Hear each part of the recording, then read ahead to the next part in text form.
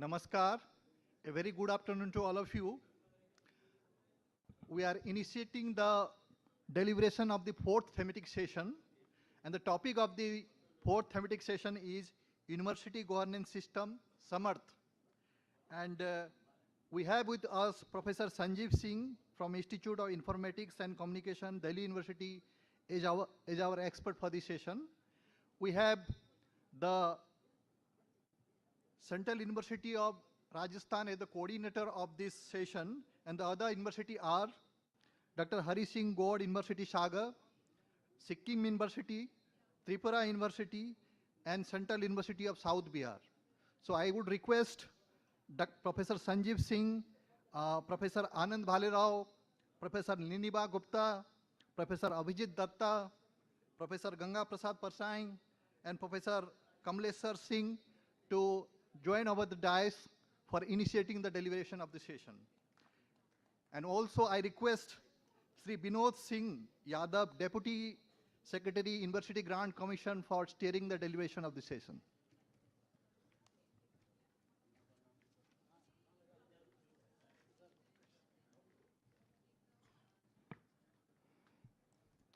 Good afternoon, Namaskar. Welcome to this first post-lunch session of day one of this 2 days Vice Chancellors Conference. The theme for this session is University Governance System, Samarth. The session will try to have a comprehensive view of the Samarth initiative, which is an e-governance platform developed to empower higher educational institutions in the country. The group which has prepared the theme paper as well as the PPT comprised of 5 central universities, namely Sikkim University, Central University of South Bihar, Tripura University, Dr. Hari Singh Gaur University, Sagar, Madhya Pradesh, and Central University of Rajasthan, which was the coordinating university for this group. Now I would request Professor Anand Bhalerao, who is the Vice Chancellor of Central University of Rajasthan and also the coordinating university VC for this group, to kindly make his presentation. Sir, please.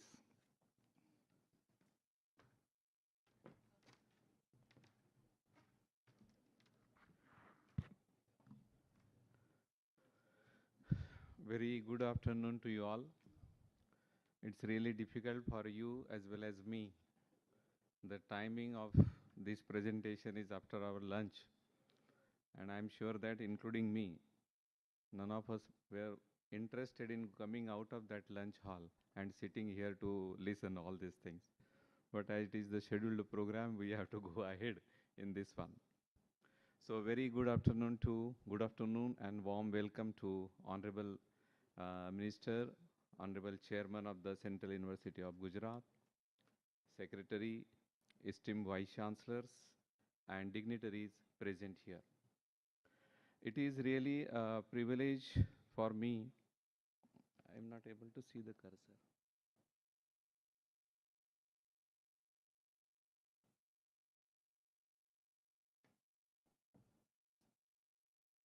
Cursor.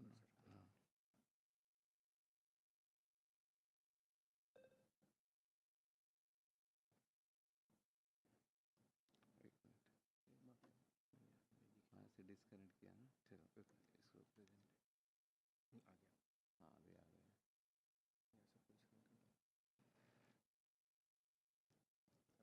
हाँ अभी आ गया, अभी आ रहा है, right. So it is a privilege to address this August gathering at the Central University's Vice Chancellors Conference. Today's presentation is centered around the theme University Governance System, Samarth, transforming higher educational institutions. This initiative is a significant step towards realizing the vision of the digitally empowered academic ecosystem. We, the presenting universities, Central University of Rajasthan, Dr. Hari Singh Gaur Central University, Sikkim University, and Central University of Tripura and South Bihar, have collaborated to showcase our collective learning at the, and the progress in implementing the Samarth, or unified digital governance platform. This effort is not just about digitization, it is about reimagining academic governance to more transparent, efficient, and responsive to the needs of our stakeholders. So let us begin this journey together forward to robust, accountable, future-ready higher educational system. Let me begin by starting the content, the purpose, the theme of the purpose, context, as well as the key theme areas of this Samarth. This session is primarily designed to provide an overview of Samarth initiative, which is transforming university governance. A digital transformation aimed at improving the governance and efficiency in the Indian higher educational institutions.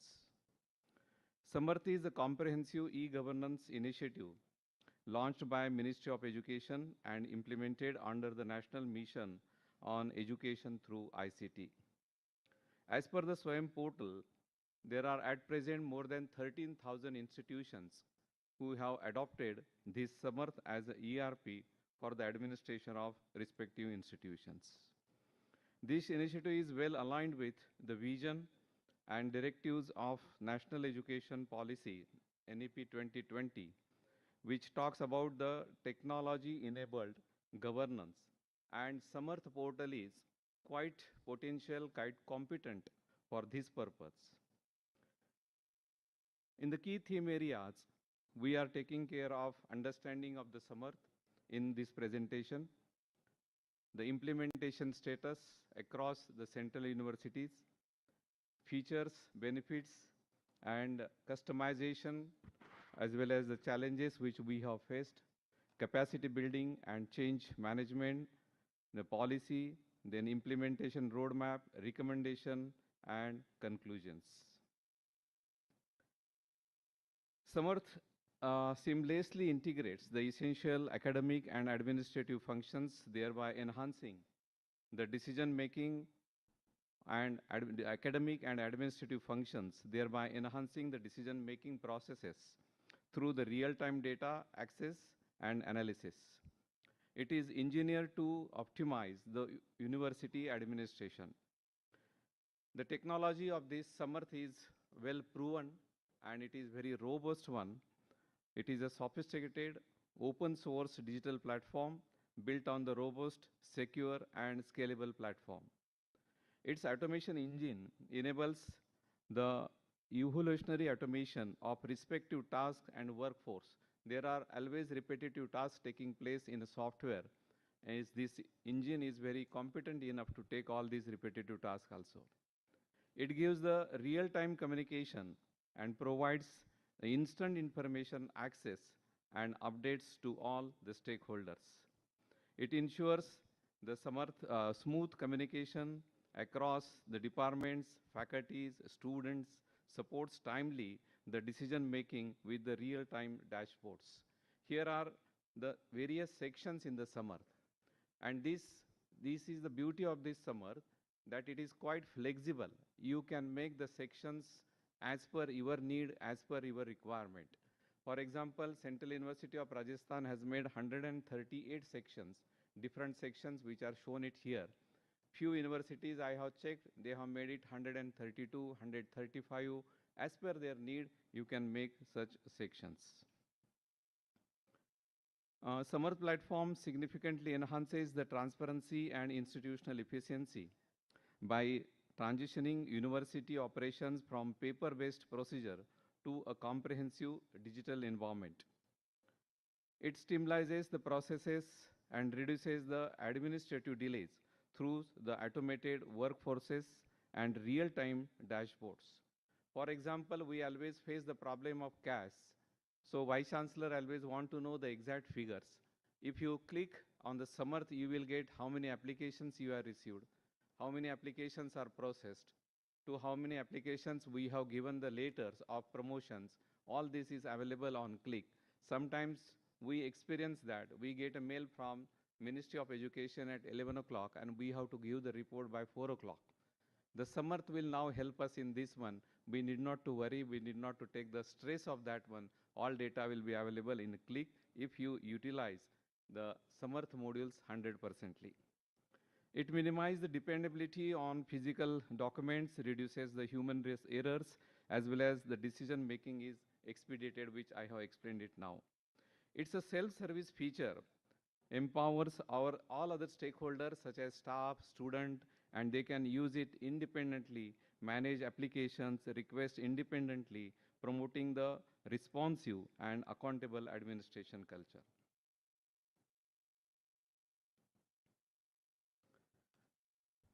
This is the present status of implementation of the Samarth. It indicates that most of the universities are quite interested in utilizing the Samarth portal. The percentage of utilization is different, but that type of attitude is there. Everybody is keen to use it. And now in coming few years of time, few months of time, I think everyone will show the progress. If you see the overall utilization, at present there are 4 universities which have utilized 100%. There are 26 universities which have used 75 to 99%. There are 18 universities which have used 50 to 75. 3 universities 25 to 30, and 6 universities which are having less than 25% utilization. Out of all sections or modules, these 4 are very important: academic module, employee module, finance module, and governance module. This figure indicates that most of the universities have more interest or tilt towards utilizing the financial module morely. I mean, 36 universities have used the financial module, 17 universities have used for the employee module, and I'm sure that in due course of time, this percentage will also go on increasing. All modules of the Samarth portal are divided into the main 2 parts. One is the primary modules as well as the additional modules. So you all know the different types of modules. This one base module, most of the universities have completed this base module. Employee related, finance related, academics and student related, and all these modules are there. You all know this one, so I'll not go in details about this one. But primary and additional modules are there. Additional modules which is to be taken, it is in the university's thought process. In features of this Samarth, it is unified, secure digital platform and integrates the academic, administrative and financial functions. It also ensures that the data consistency, reliability as well as centralized control over this one. It gives the real-time dashboard, MIS reports for the decision making. This MIS reports, once we start using, I am definitely sure it will be very, very useful to the all vice chancellors as well as the administration of the university. Another very important thing is that there is a role-based access. As we can make the section heads or module in charges, the module in charge will have access to the Samarth related to that module only. So that's the security of this particular software. The Samarth platform addresses the long-standing inefficiencies in university administration caused by disjointed systems. We know that many times there is no communication between the 2 departments. There is no communication between the 2 faculty members, communication between the 2 sections. It creates the problem for the Vice Chancellor as a whole because he has to look after the entire university. This problem can be overcome through this Samarth. And the best use of this Samarth, which I liked it more, is that it is systematically integrates the academic and administrative system as well as entire data with the National Academic Depository, that is NAD, as well as Academic Bank of Credit, DG Locker, as well as Central University Entrance Examination Test, CUET also. Out of these 4 portals, somewhere we have to push the data. In other portals, we have to pull the data. but it is easily available. As a result of the CU, it is recently declared. Only, I think Professor will tell us why this data is not available for the universities, but that system is available on the Samarth also. Another beauty of this Samarth is the customization.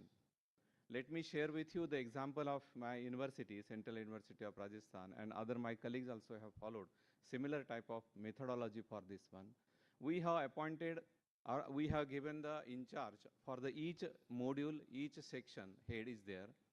Every Friday we were meeting at 4:30, and every section in charge, registrar, finance officer, each one of us has to present it, what they have learned in the Samarth in the last week, what they have uploaded the data, what are their problems, what changes they wanted, and by 6:30 we were preparing the list of this one, and this entire list we were sending it to our Sunil Barnawalji, and we were troubling him, sir, these are our issues. But I must tell you that so efficiently he has done all this work. He immediately calling to the Samarth, getting them on the board, and next 2 or 3 days of time, or till next our meeting, all our issues were solved. This is the way lot of customization is possible. Whatever you need, university only has to think it, what customization they want it, and this is all customization is possible. However, though the picture here I am presenting very good one, but it doesn't take place without any challenges. There are challenges. The biggest challenge here which I have not written is the inertia. Everyone want to be in a comfort zone. Nobody want to come out of that one.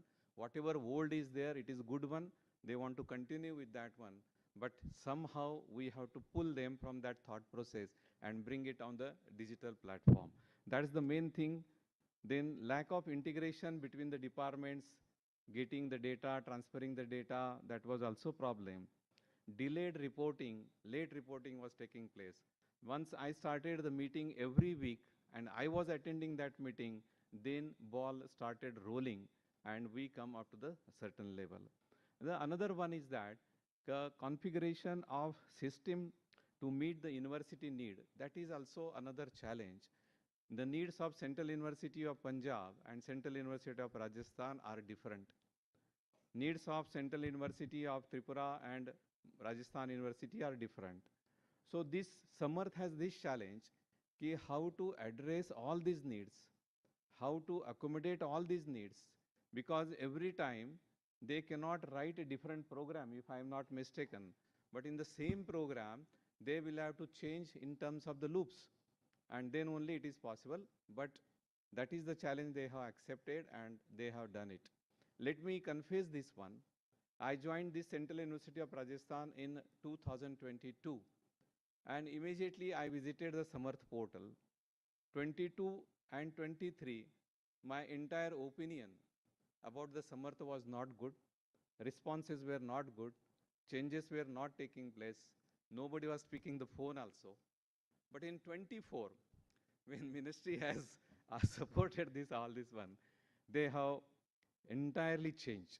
Quick response, quick changes in the Samarth, quick changes in the algorithms also. All this, they have done it, and now we are able to use it, all modules of the Samarth.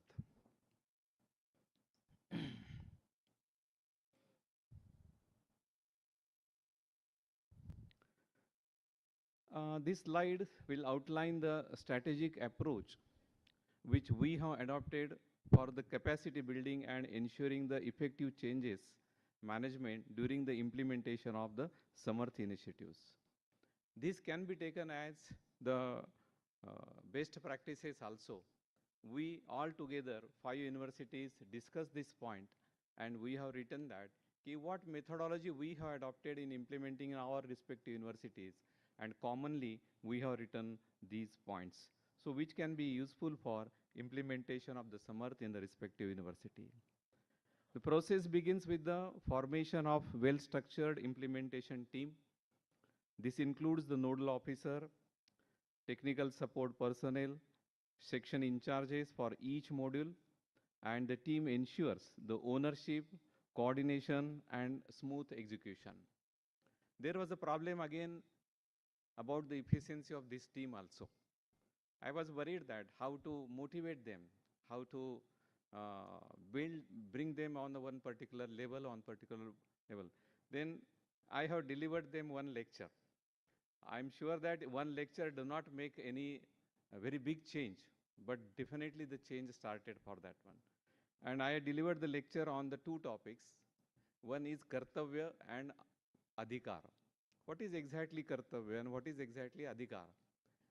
When people realize that ki without doing any kartavya, you will not get the required adhikar. Then people started thinking on this one and how the one person can make the change in the university. When they realized, we got the success in implementing 100% modules of the Samarth. We have then provided a targeted training sections based on the user roles. And this ensures that every stakeholder from the administrative staff to faculty receives the practical relevant training on their specific modules. Then to build the internal capacity, we have emphasized, we encourage them, these section heads and all this one, you please have a group within your section and give them a training, have a practical of that one, have a practice of that one also, and it has really worked out for the further one. Then periodic meetings, this is the main, what we can say, the crux of all success. The periodic meeting, weekly meeting, review of each and every person in that meeting really solved our problem, and we have reached up to this particular success level. Because ultimately the goal is to develop a confident, skilled workforce that can independently manage the system with a minimal reliance on the external support. By following this step-by-step strategy, institution can overcome the resistance to the changes, ensure the stakeholders' participation, and build a strong foundation for the successful implementation of Samarth. University administration always play a very pivotal role in guiding the implementation of the Samarth ERP system in alignment with the institutional objectives. The key responsibilities include providing the strategic leadership, appointing the nodal officers, module coordinators, then overseeing the regular progress reviews, as well as ensuring the effective resource allocation for this one. The resource allocation doesn't mean only financial resource allocation. The human resource allocation is very important one. Implementation of the Samarth ERP system should proceed through a very structured and phased approach. We have to do the effective planning and preparations, identify the institutional requirements, set the objectives, establish an implementation roadmap, and begin the stakeholder sensitization as well as capacity building. Very important thing, we have to decide. University administration has to take this decision and launch the administrative or academic modules with initial training and support to facilitate the adoption. We have to decide. We have to focus on selected modules, work more on that one, and see the execution of these modules. Integrate the modules with the existing systems, national platforms as NAD as well as ABC, customize according to the university workflows and regulations. Gather user feedback, that is very important. Unless you listen the feedback, we cannot suggest them the solution for this one. So I was very sincerely listening all feedbacks, all problems, all complaints, and we were trying to solve it. And I appreciate that Ministry of Education has really helped us in implementing all these our problems. So roll out the additional modules when you want it and embed the system into the routine university operations, establishing the governance for the sustainability. Sustainability is very important. Once you may give the training to the one person, but you know that there is a migration always takes place. The same person may apply for the employment elsewhere. So we have to keep in that thinking, and plan B should be ready. Second generation, or what can say, the second layer should be kept in ready, So keep on giving training again and again for all, and keep everything ready to use this Samarth one. Sorry, finishing. Out of 13, 11 slide is going on. So planning, monitoring, and recommendations. Effective planning for implementation of Samarth with the clear timelines, milestones, and responsibilities which will align the digital goals, institutional priorities is essential. Strategic budgeting plan is important from the allocation of human resources, infrastructure, as well as training and support.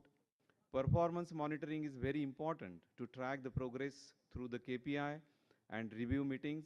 It will help us in identifying the gaps early and supports the timely course correction. Continuous improvement will facilitate the data-driven decisions for the module upgrades, enhance user satisfaction, and long-term adoptions. We have some recommendations.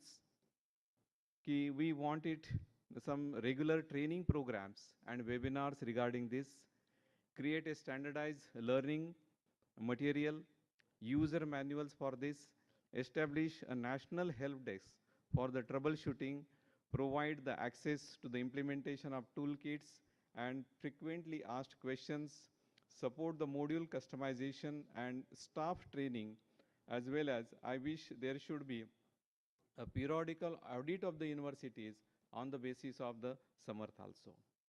Universities also can take some of the recommendations. So ensure our institution's readiness.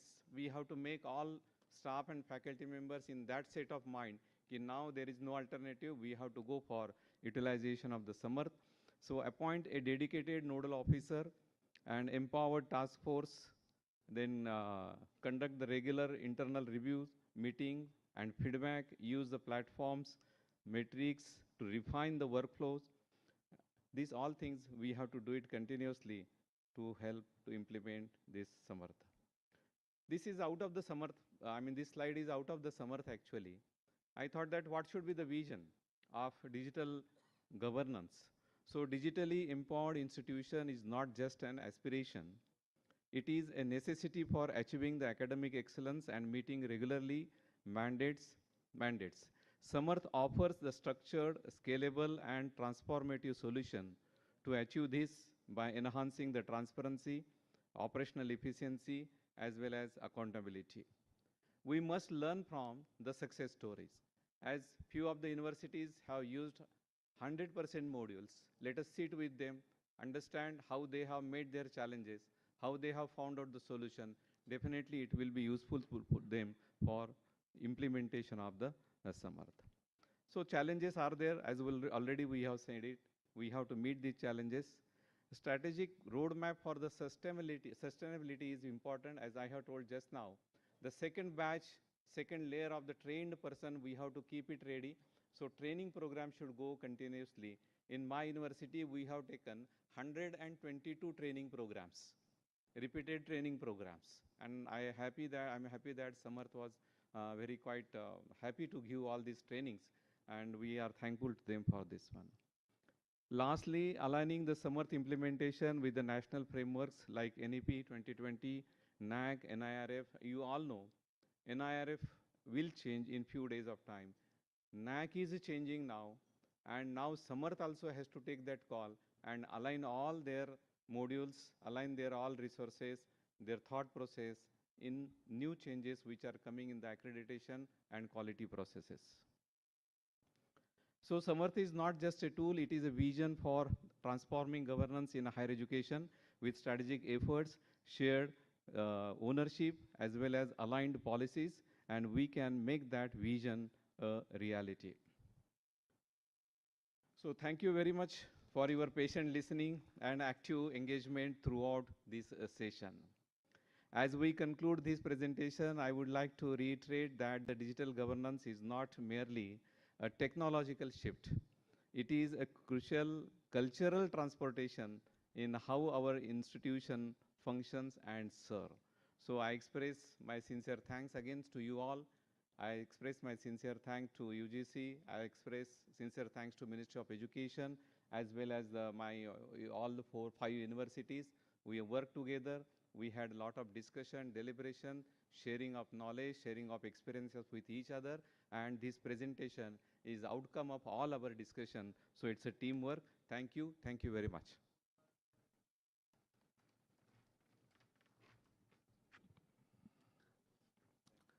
Thank you, Professor Bhalerao, for highlighting the Samarth's role in transforming university governance, simplifying administrative and academic processes, increasing transparency, and promoting data-driven decision. Now it is time to call upon the expert for this session, Professor Sanjeev Singh. Professor Sanjeev Singh is a professor with Institute of Informatics and Communications with the University of Delhi. Sir, I request you to kindly come on the dais and make your presentation. Please, sir.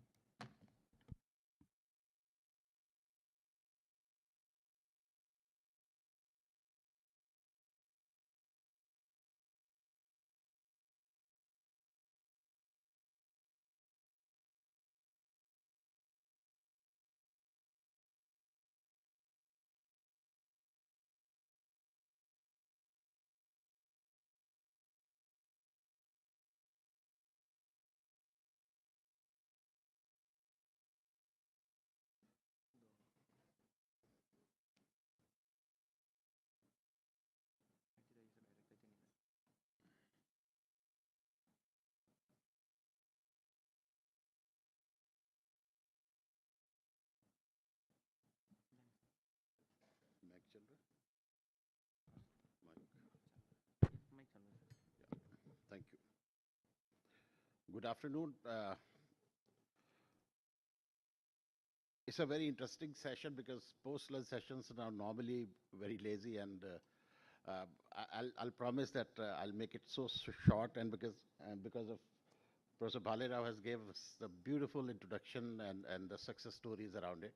So before I start, I'm really thankful to this whole forum, and Honorable Minister is not here around, but thanks to him, Secretary Sir, Additional Secretary Sir, Dr. Bardawal, Professor Jagadesh, and my own mentor, Professor Dinesh Singh, Vice Chancellor, University of Delhi. I welcome you all, and I'll give you a little journey and background behind it. Most of the things that already been covered by Professor Bhalerao, and so beautifully, I don't have to explain many things here. So this is the project where there was an acute need of the governance platform which provides a uniform access, uniform workflows integration to all the higher education institutions. So that was a small initiative, and Ministry has taken up this as a research project, and we started working on this. And as you can see this slide, this on the bottom half, you can see this is purely on the open source and open standard stack, where you don't have to attach any strings to any proprietary or anything which can be later on pulled back or maybe removed from the technology stack. It is completely based on the SaaS, which is on the cloud infrastructure. So this is the complete interoperable and the multi-cloud scenarios where we are providing to all the institutions. Another thing is the real-time observability on the KPIs, what are the universities are defining as their own parameters. And it's, of course, leveraging on the AI and the blockchain. These are the technologies at the back end which provide the maximum productivity of the end users. So we are confined, and we are giving away 4 major sections out of this governance framework, where the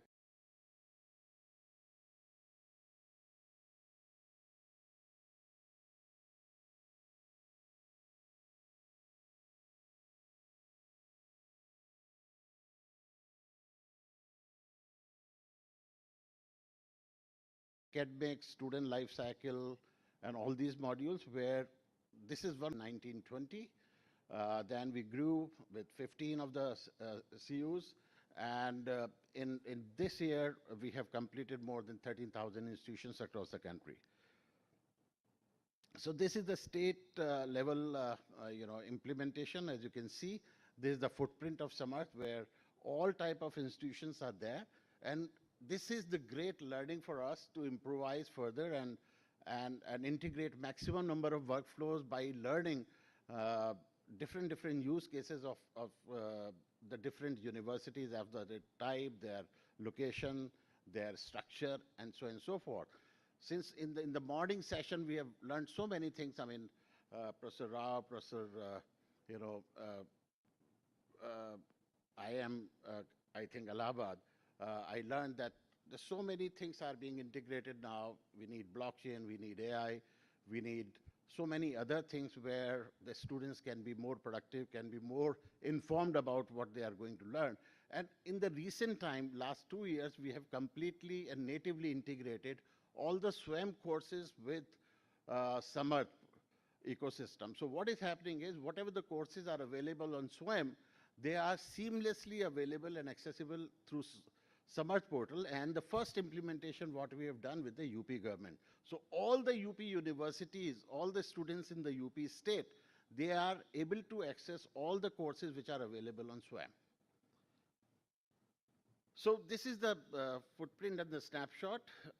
What is the impact? We have over 1.8 crore of students in Samarth ecosystem, where the 77 lakh students are always active.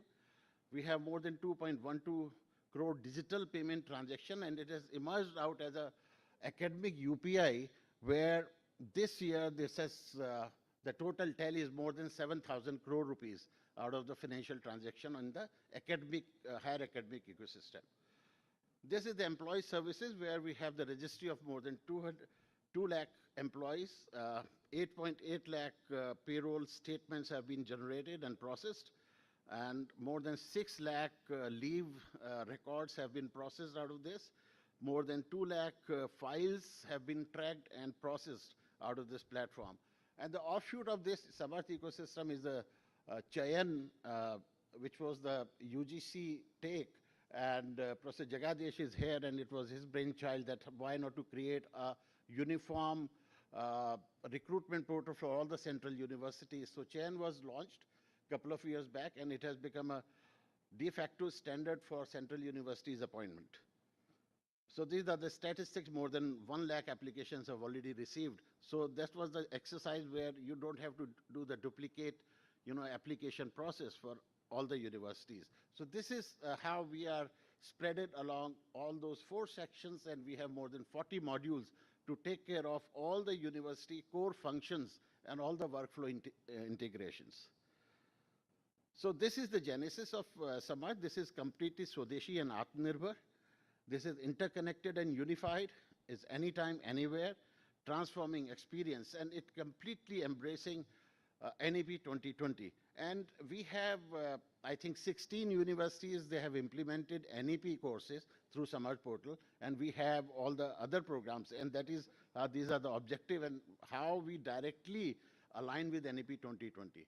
So because it provides the digital interface to all the academic institution and higher education, it provides evolutionary system, aligns with the goal and open, interoperable, evolvable public system. Then I'll just skip that because paucity of time. These are the KPIs a university can think of, and these are known and more important one like the HR, payroll, students, evaluation and grading, file management, inventory management system, leave, estate management, bill tracking, and so on and so forth. These are some specific modules for Ministry of Education, where the subordinate designations, statutory positions, annual reports, and annual accounts. Even the post creation has to be done through this. Now the visitor nominee requisition, VC recruitment, statutory meetings, and everything can be done from here. So this is the implementation states where the Assam, Uttarakhand, Uttar Pradesh, Jammu and Kashmir, Maharashtra, Goa, Bihar, Gujarat, Tripura, Jharkhand, Odisha, and Chhattisgarh. And now next in pipeline are the Andhra Pradesh, Chhattisgarh DT, Uttarakhand DT, and Madhya Pradesh. So these states completely, they are coming onto the Samarth ecosystem. These are some of the MOU ceremonies which we have signed with all the states. And these are other states which we are going ahead, and we recently received 5 more states, including Himachal, Telangana, Andhra, and Tamil Nadu also to start working with them directly with the government. So these are the way forward. And now onwards, I think we are entering the next phase of it.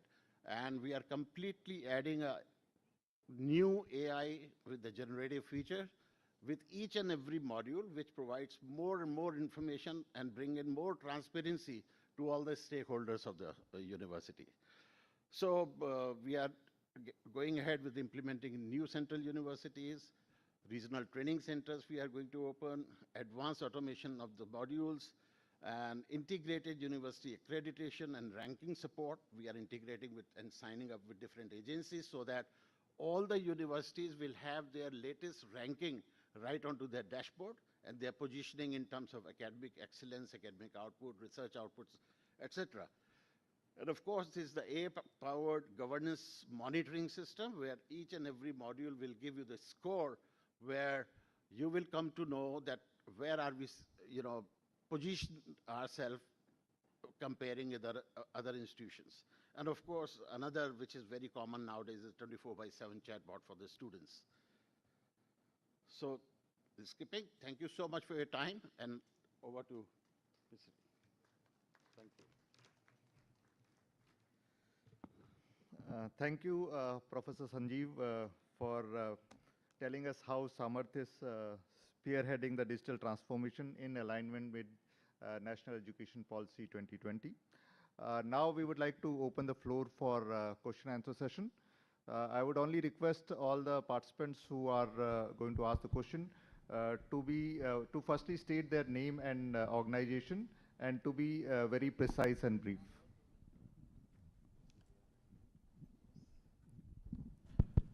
Yes, Srinivas Varakhedi from Central Sanskrit University. I have two concerns. One is we are managing RTI in two places. So can you merge them so that one place we are also using RTI regular platform and also in Samarth. The second is MIS. When we submit the MIS to the ministry, again we have to duplicate the work. Similarly, in finance module, we have not yet completed the entire thing because payments and all are not connected in the finance module. These are the concerns. Right. So your first concern is the RTI, where you're managing the RTI, the two places. Very well, you can integrate both of them at one place. It is up to you how you decide and take it forward. Second is the MIS transfer. I mean, you can export the entire information and send it in a desired format, but you have to export it from the current system and share it with the concerned person. That is very impossible. Yes, sir. What about the payments and other the direct payments to the? Yes, so you have to integrate with the PFMS. Yes. You please complete your finance module, implement it in your university, then it will be done. Sir, myself, R.S. from Central University of Gujarat. Sir. Sometimes it so happens that, for example, cases are less than 10, so it does not reflect. For example, let us take off legal cases. If 3 or 4 legal cases are there, so it is not reflected. So it leads to the sense that 100% implementation is not there. And likewise, there are many aspects like that. For example, housing allotment, staff quarters. For example, university doesn't have staff quarters. So, I mean, obviously, it will not reflect there. So, like some other also, I mean, some other systems are also like there, where cases are very less. A student grievance redressal cell, for example. We don't have, I mean, that number of cases more than 10. So less than 10 it does not reflect.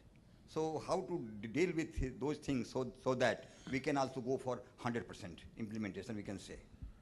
Right. So I understood your point. As you say that if the number of cases are less in any of the module which are not reflected, but this is something unusual. I mean, it should not happen. Even a single case should be reflected and should be communicated properly.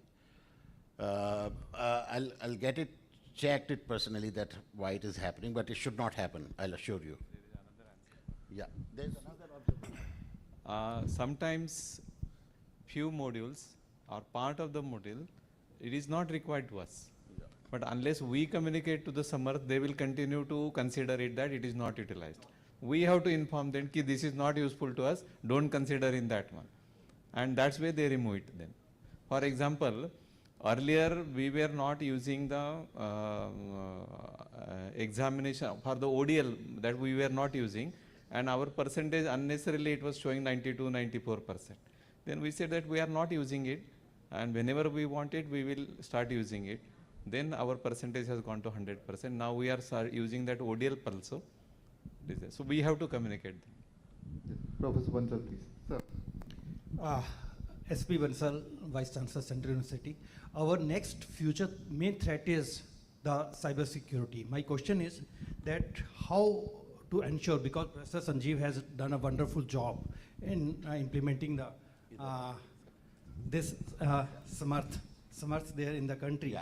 Professor Sanjeev, my first question is that how to ensure the cyber security and data privacy. That is the main threat in the time to come. And second is how to collaborate, because we are facing one problem, that collaborating with other universities through Samarth.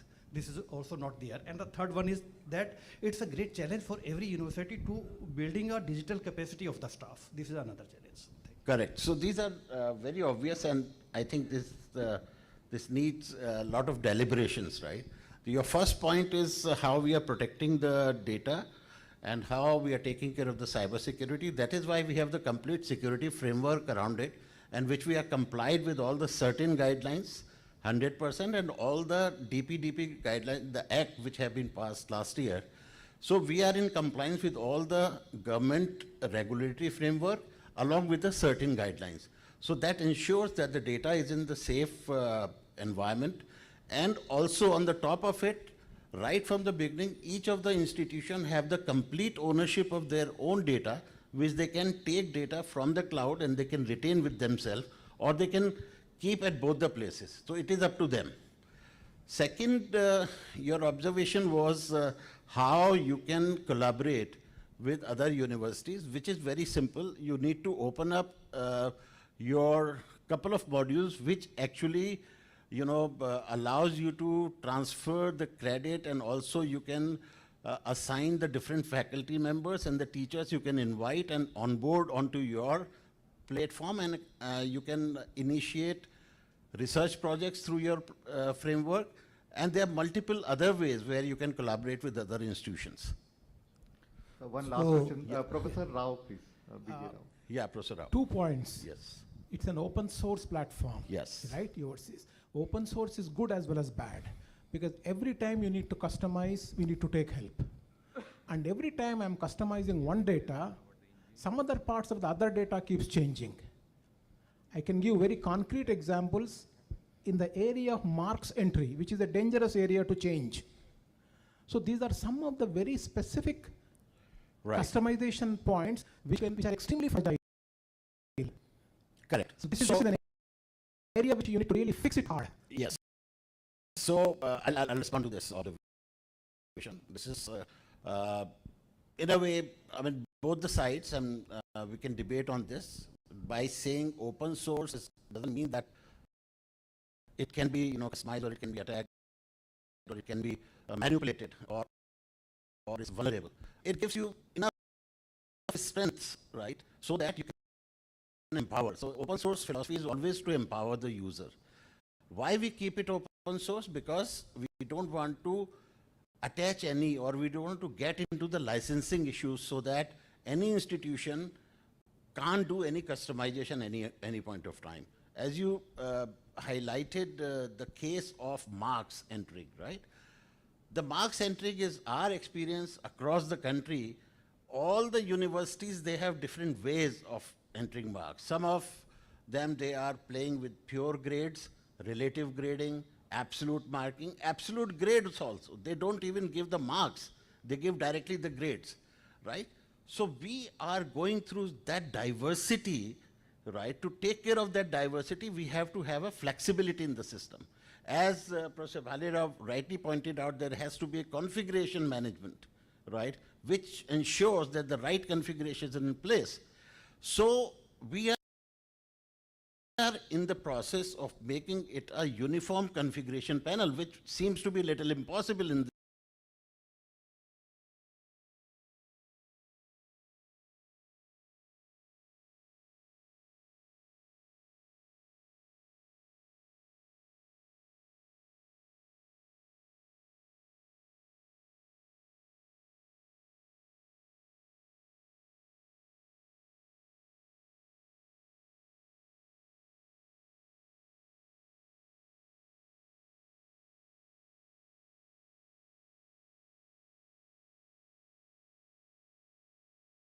diversity, right? You agree with me. So we need to figure it out. Therefore, we are Yes. only halfway through and we are stuck. I'll tell you the reason of that. You have to pull the data. From ABC, we'll have to pull the data. So if any mistake in the ABC, it will be pulled like that only. And if it is mad, it has to be pushed. Sir, we have already exceeded the time. I would apologize for not taking any other questions. Sir, maybe you can ask questions to the expert and the VC. I am having only one question. At least a token to be generated if problem is there. There is no token system. So that's why we have to talk or write many mails for any of the thing which is happening. One thing is there. Second thing is there, LMS. We are using the LMS, that is the Moodle. Worldwide is the most popular LMS. And I'm asking the Samarth for integration of that LMS, but is not done for last 1 year. Please Yeah. look into it. Correct. It's very I'll important. respond to it quickly because our mandate is to just look at the governance part. Because the LMS and the content is being disseminated through SWAM portal, and we have integrated SWAM. No, nothing to do with LMS with SWAM. First thing is there. It is an independent, worldwide most Right. popular platform that we are Completely. using Jammu University. Okay. Sir, maybe we get your question and आप we'll accept get कर back गए to तो you. मैं अपना question अगले सत्र में पूछ लूँगा हाँ, अगले सत्र में पूछिए. कोई बात I sincerely apologize, sir. Token We number have- जरूर जनरेट करिए प्लीज. Yeah, right. एक प्रश्न लीजिए ना सर का, एक लास्ट क्वेश्चन लीजिए. हम के लिए कुछ बात कह रहा था. एक्चुअली बात ये है कि एकेडमिक बैंक ऑफ क्रेडिट सब जगह लोग कहते हैं, पर एक्चुअल क्रेडिट ट्रांसफ़र कहीं नहीं हो रहा है, और उसके लिए हम लोगों को कलेक्टिव एफर्ट करना पड़ेगा. और वो कलेक्टिव एफर्ट ये है कि अगर हम ये मैंडेट दे दें कि कम से कम सारी सेंट्रल यूनिवर्सिटीज़ की बात कर रहा हूँ, आप 13,000 इंस्टीट्यूशन चला रहे हैं, समर्थ पे वो अलग चीज़ है, कि भाई हर बच्चे को कम से कम एक कोर्स किसी दूसरे यूनिवर्सिटी से ऑप्ट करना पड़ेगा. और जिस दिन ये कर लेंगे उस दिन हजारों नहीं लाखों की संख्या में क्रेडिट ट्रांसफर होगा. क्योंकि वैल्यू एडेड कोर्सेज हैं, मल्टी डिसिप्लिनरी कोर्सेज हैं, स्किल एनहांसमेंट कोर्सेज हैं, हाँ एबिलिटी एनहांसमेंट कोर्सेज हैं. अच्छा, बच्चों को ऑप्शन भी बहुत सारे मिल जाएंगे. आज बड़ी समस्या ये बनी हुई है, बच्चे कहते हैं हमारे पास ऑप्शन नहीं है, जो कोर्स आता है पैक हो गया, जो कोर्स आया पैक हो गया. तो प्रॉब्लम ये बहुत बड़ा एक सोल्यूशन हो जाएगा. और जिस चीज़ के लिए हम क्राई कर रहे हैं कि भैया आपका ज़मीनी स्तर पर एकेडमिक बैंक ऑफ क्रेडिट का इम्प्लीमेंटेशन नहीं हो रहा है. रजिस्ट्रेशन तो हो गया, पर क्रेडिट कितने ट्रांसफ़र हुए? जिस दिन हम ये कर लेंगे तो लाखों की संख्या में क्रेडिट ट्रांसफ़र होने लगेगा, और ये पॉसिबल है. Thank you very much. Right, sir. Thank you so much. Yeah, I think for this, I request our additional secretary to respond to it because it is directly related to the policy.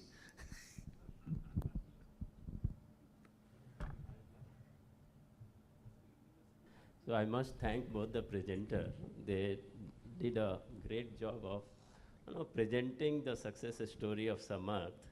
I know when I started this journey 2 years back, I also felt it's too difficult to implement Samarth. And in fact, every time we were dealing with the university, we realized despite having every control, there were genuine concern. And I think one of the concern has been really mentioned very well. There are many challenges, but my hope has increased very much. Mainly because, as was said, 4 universities have done it 100%. And this 100%, I mean, now they are not doing any physical transaction. And it is not just they are saying. The data which gets collected at the national level, we see now the central universities' number of transactions has gone to millions. And it is happening every day. So this is a very good sign. But now it also reflects a lot of challenges which has been mentioned.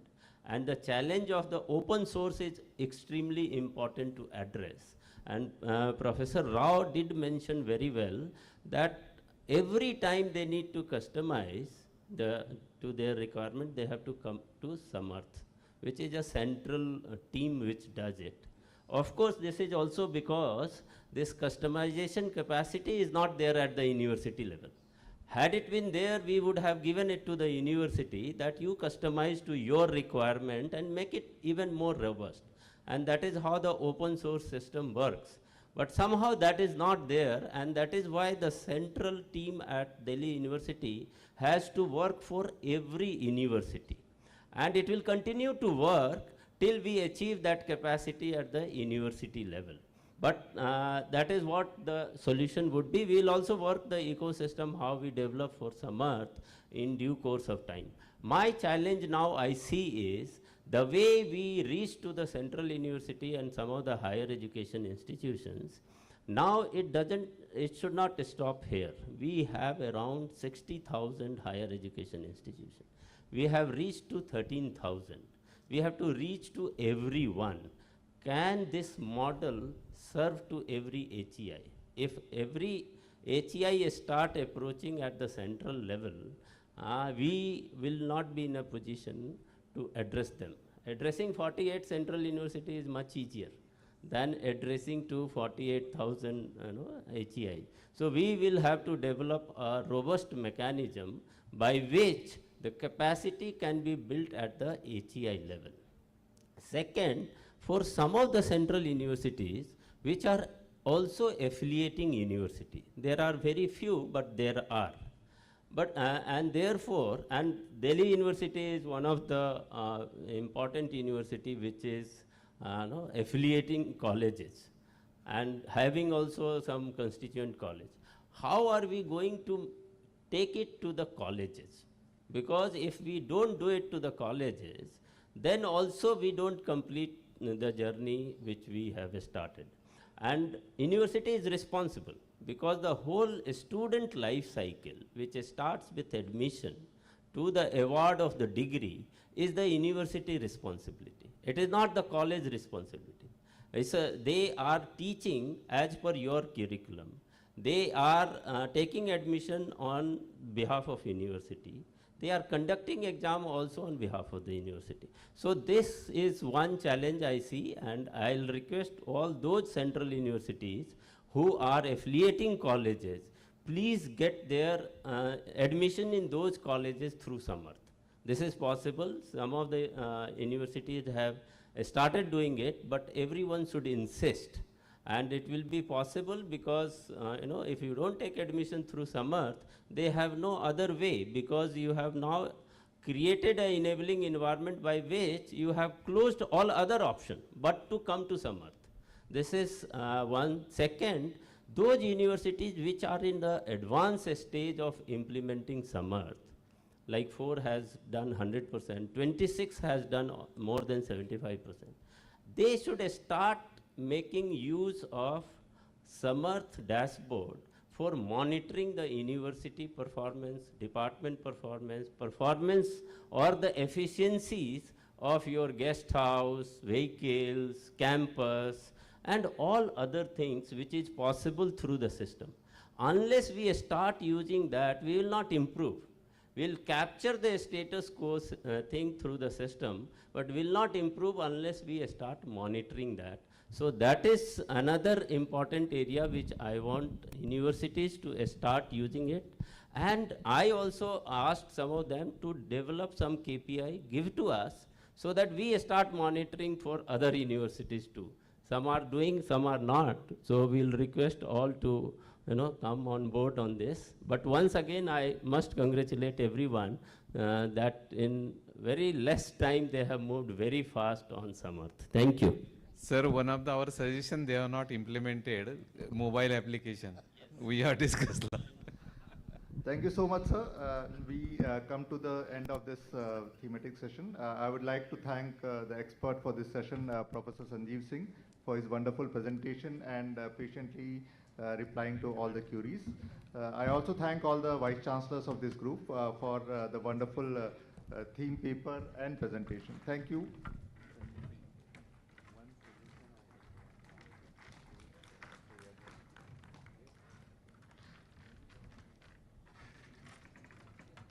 Thank you, Professor Sanjeev Singh, Professor Anand Bhalerao, Professor Nilima Gupta, Professor Abhijit Datta, Professor Ganga Prasad Prasai, and Professor Kameshwar Nath Singh for unfolding the various nuances of the university governance system through Samarth.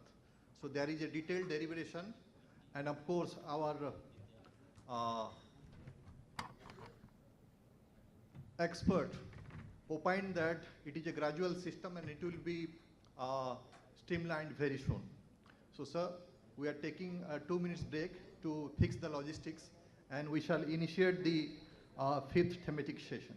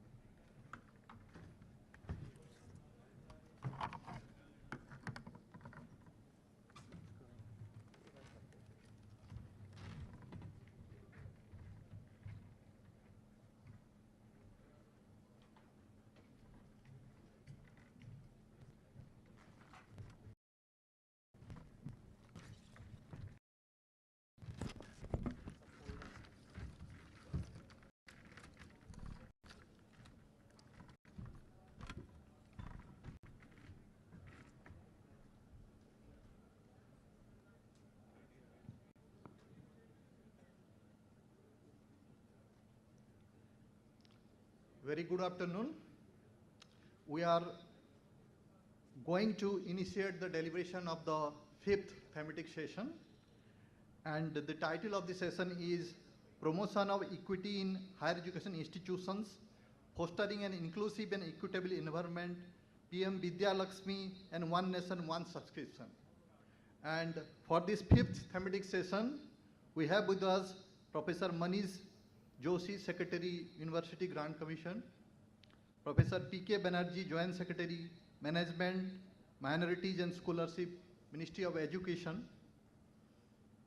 And for this session, the coordinator of the university is Tezpur University. And other universities are Baba Sahib Bhimrao Ambedkar University, Monala Azad National Urdu University, Central Tribal University of Andhra Pradesh, and IGNTU Amarkantak. So I would request Professor Manish Joshi, Professor P.K. Banerjee, Professor Shambhunath Singh, Professor R.K. Mittal, Professor Said Anil Hassan, Professor Tantra Vahi Srinivasan, Professor Bhumkos Tripathi to come over the dais. And I would request Dr. Miginga Sekhar Sharma, Deputy Secretary, University Grant Commission, for steering the deliberation of the session.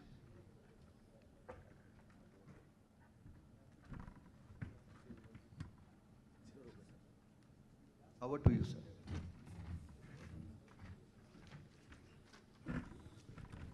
Thank you very much, sir.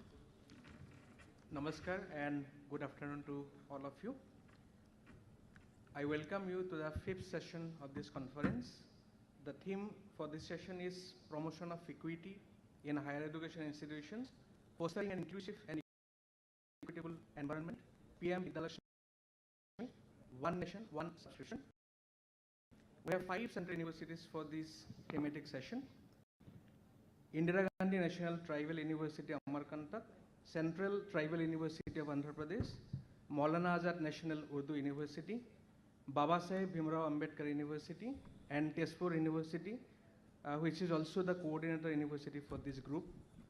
We also have 2 experts with us for this session: Professor Manish Joshi, Secretary UGC, and Sri P.K. Banerjee, Joint Secretary, Ministry of Education. In this session, we would explore how promotion of equity is going to be the key to building a truly inclusive academic ecosystem. First, I would like to request Honorable Vice Chancellor, Tezpur University, Professor Shambhunath Singh to kindly make his presentation. After that, Professor Manish Joshi and Sri P.K. Banerjee, our experts, will make their presentations. Sir.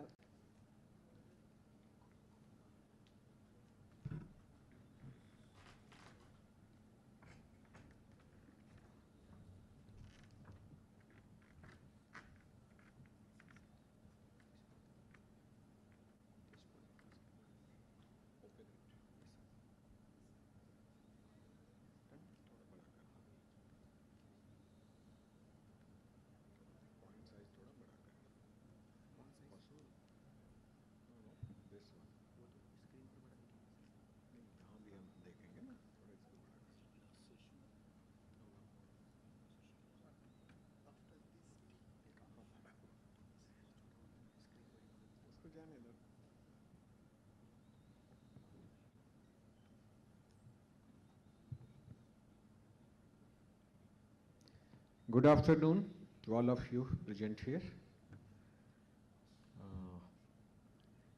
Respected Secretary Higher Education, Mr. Vineet Joshi, Additional Secretary of Higher Education, Mr.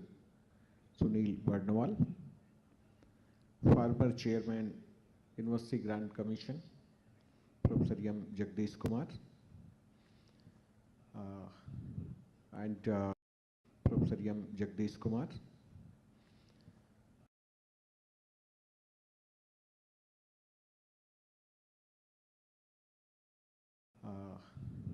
and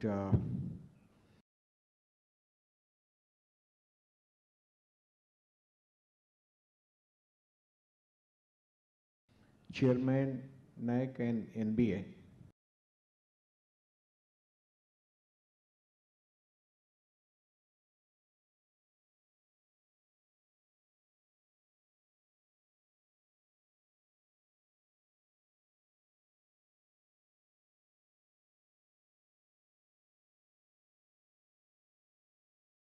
Professor Sahasrabuddhe, Professor Sahasrabuddhe,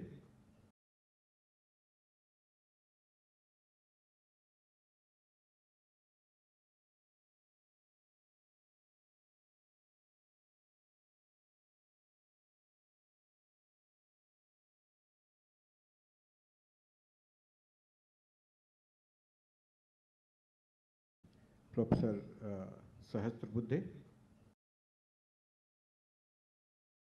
and our fellow Vice Chancellors and experts for this session. Fellow Vice Chancellors and experts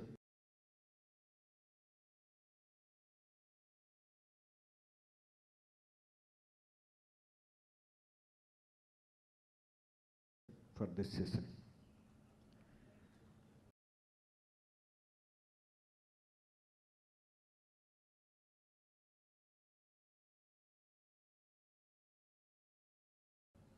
This is indeed very important component of new education policy. The equity is well-defined concept.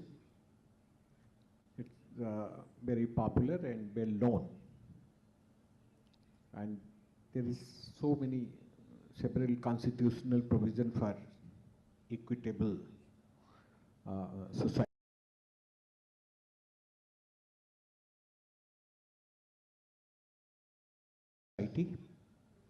And equivalence, equitability, and inclusiveness.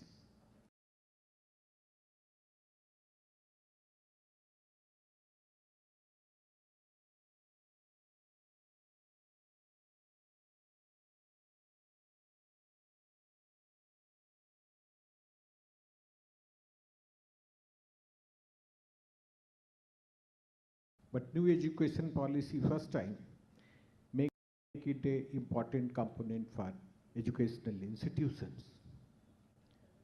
In this deliberation, we have 4 partner central universities: Baba Saheb Bhimrao Ambedkar University, Lucknow;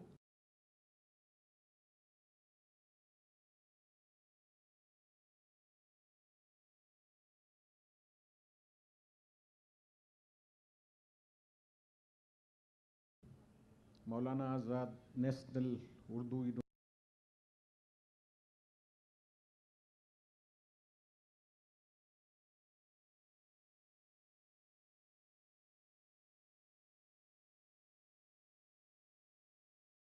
University, Central Tribal University of Andhra Pradesh, and Indira Gandhi National Tribal University, Amarkantak.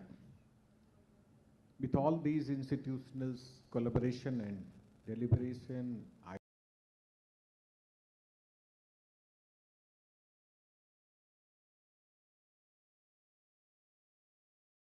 ideas and everything, we made a presentation that is I'm going to present here.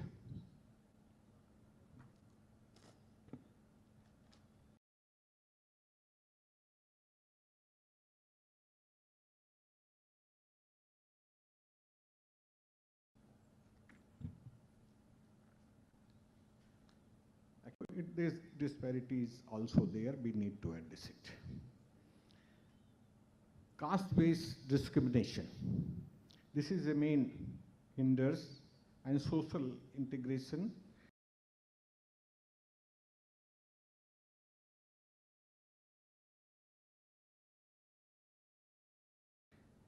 for equitable academic experience.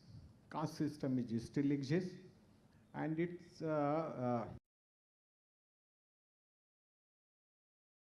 in campuses also we can experience it. There is clear-cut discrimination, and this, I think this, it's long battle.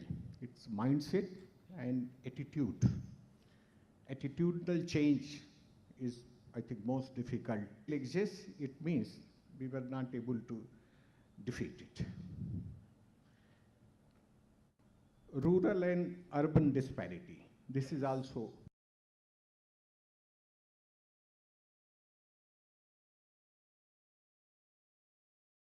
one factor, very important factor. Differences in quality of schooling, information gap, language and financial barrier. These are important indicators. And urban-rural divide. We need to address it also. Urbanization, process of urbanization is little bit faster, but it's still there. We must recognize it first, then we will able to bridge the gap. This is key challenges. Structural and pipeline issues. High dropout rate of the marginalized group at a school that is leading to repellent entry at college. If dropout rate at a school level is high, that will impact college enrollment also. This is very logical. Socio-cultural obstacles, prejudices related to caste, gender, and ethnicity create unwelcoming and hostile environment in campuses. Next thing is merit versus equity dichotomy. This is also a case because mostly reservation and other affirmative action policies are often considered as a compromising quality, but that is not the case.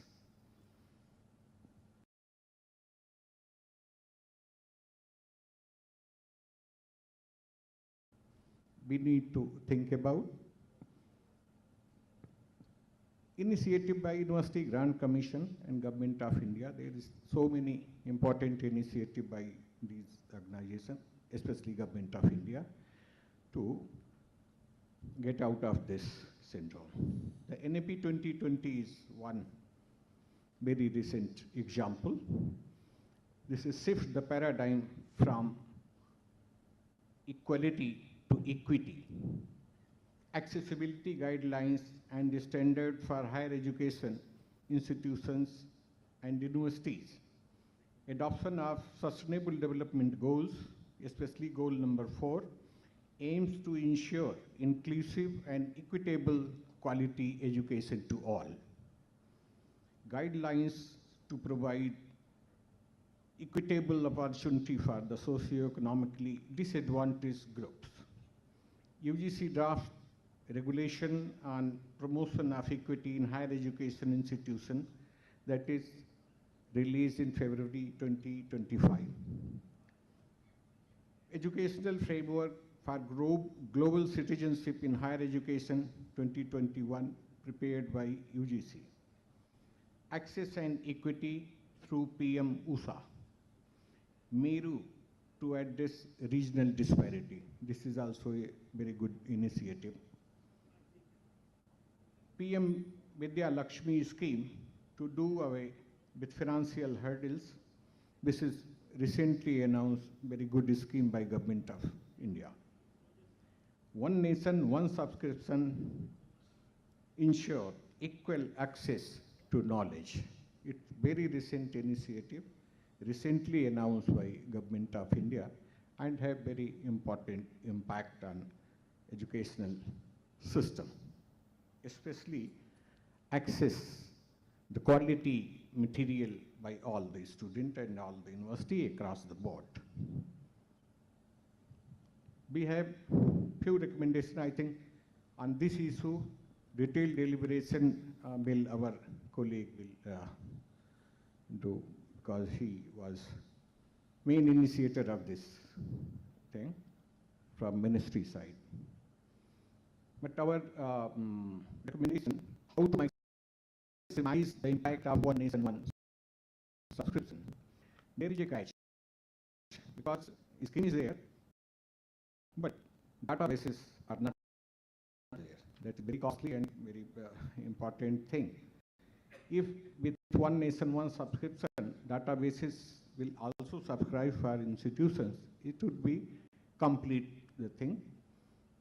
And we recommended few 4 or 5 databases to available there.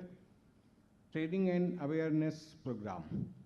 Conduct regular workshop and webinars by publishers to train students and faculty in using the resource effectively. Build digital infrastructure in institution just before the session. The good deliberation were conducted. Monitoring and feedback. A regular audit and user feedback mechanism should be in place.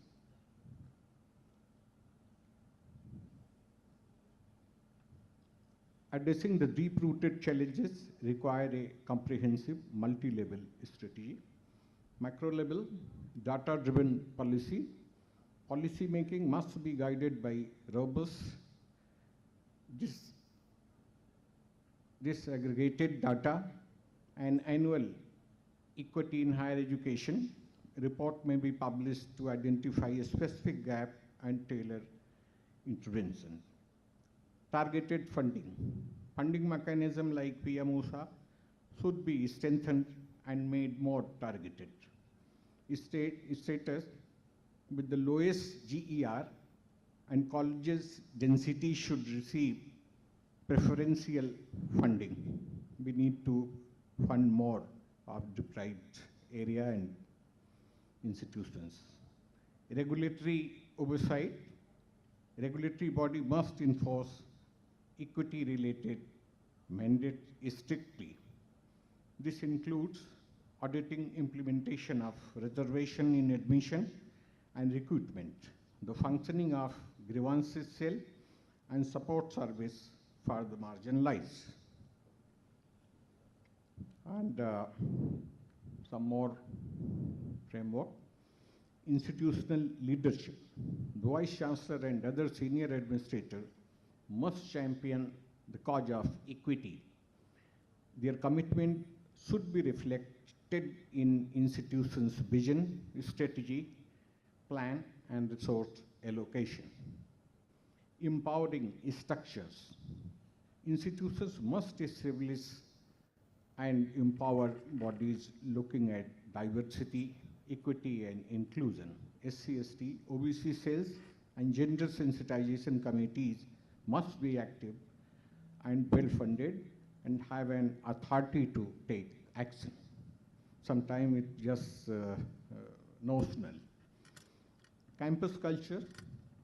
proactive effort like regular sensitization workshop, celebrating diverse cultural festivals, and promoting student-led diversity initiative. That's why we recommend at least one culture officer to every institutions. Okay. Inclusive pedagogy, student support service, curriculum reform, these are some major. And promote geographical equity, strengthen public universities. This is a strong, affordable, and high-quality public university system is the most effective engine of equity. Monitor and audit institutional compliances. Integrate equity into ranking and accreditation. This should be major component in our ranking system also. Integrate equity and create environment for private enterprise to support for cause of equity. They must accountable for this also. And mandatory establishment equal opportunity sales center of inclusive development. And develop inclusive curriculum and pedagogy, implement a robust mentorship program, adopt a zero tolerance policy for discrimination, create regional language support, ensure strict compliance of anti-ragging committee, gender sensitization committee, etc., maintain a publish equity data. Some best practices be recommended. In Tejpur University, a dedicated culture officer is there. Center for Inclusive Development and a robust mentor-mentee mechanism is also there. The university also maintain a sustained effort to connect with school-going students through outreach program. Maulana Azad National University has digital board to aware students about institutional support mechanism like One Nation, One Subscription. Delhi University has bridge course for 1 year UG program and foundation course in the IITs. It's a good program conducted by Delhi University. We can follow it.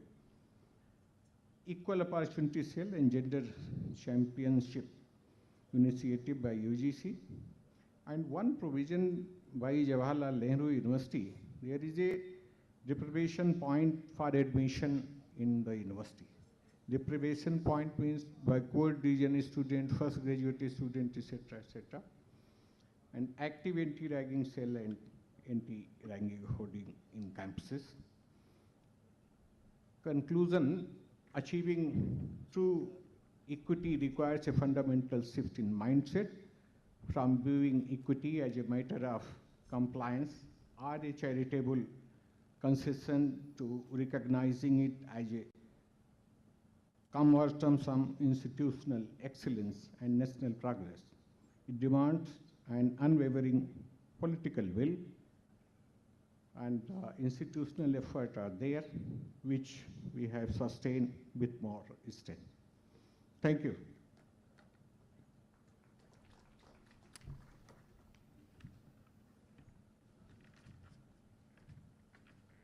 Thank you, sir. Now over to you, sir.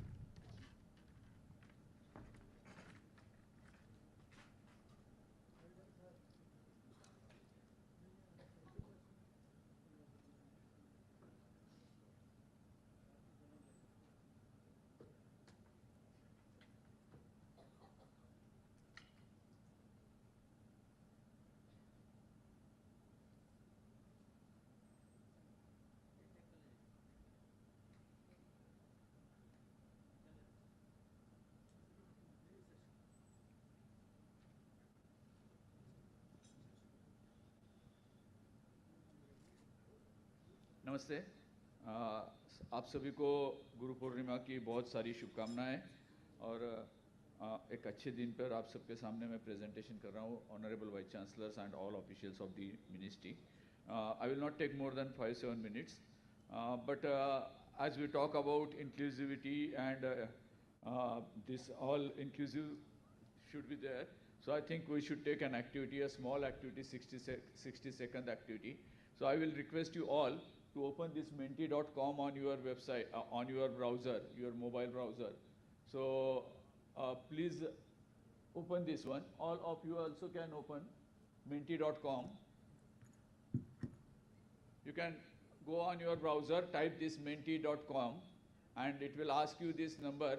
You just enter this number, 3710 8879, and once you enter this, you will get a question over there which looks like this one. What are the strengths of your university? So you have to write 3 strengths of your university. We'll do it for a minute. Hope you are able to join. And you need to submit it. You need to submit it. You can write it, and then there is a submit button. If you submit it, then you can see it over here. Once you submit it, you will be able to see it over here, what all others are saying. We'll see it.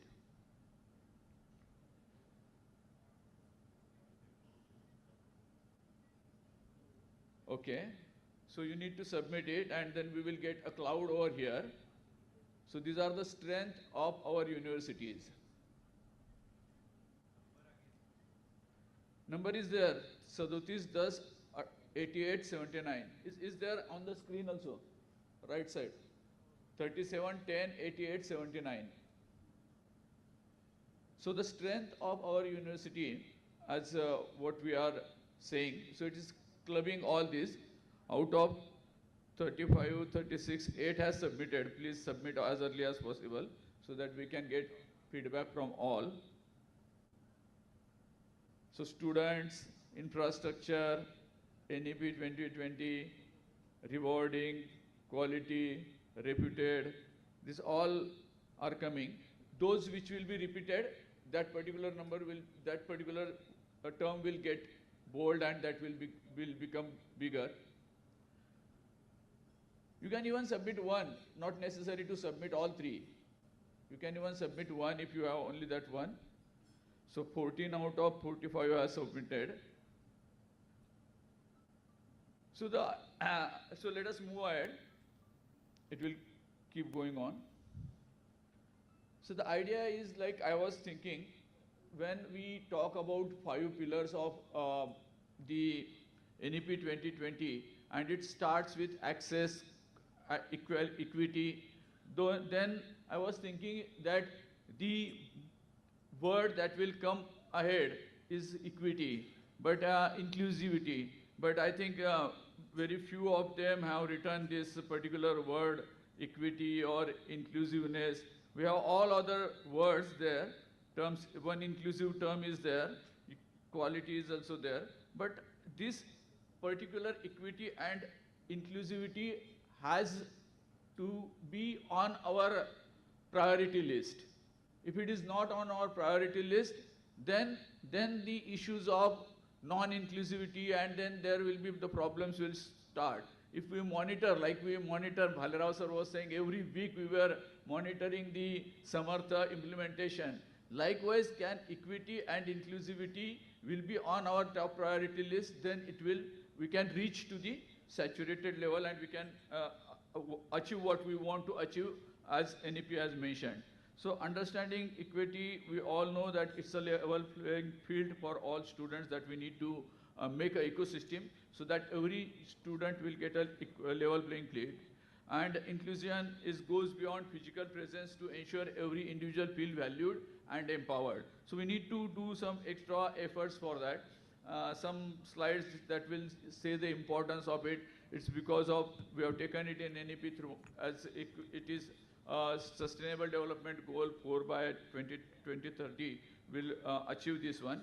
And it's NEP, we talk about diverse learners and promoting fairness. So the challenges and disparities already Honorable Vice Chancellor sir has mentioned it, so I'll not go in that detail. But the challenges, we should know that 28.4 to 50, we need to reach there, whereas we find that many times our seats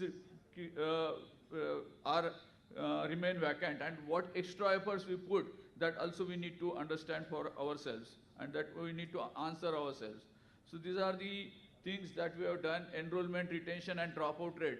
We need to avoid this dropout also. So how we can, what different strategies we can do to avoid or to remove or to at least lessen these dropout rates, that also we need to work upon it. So these are societal changes are also happening. We need to take leverage on of that all societal changes.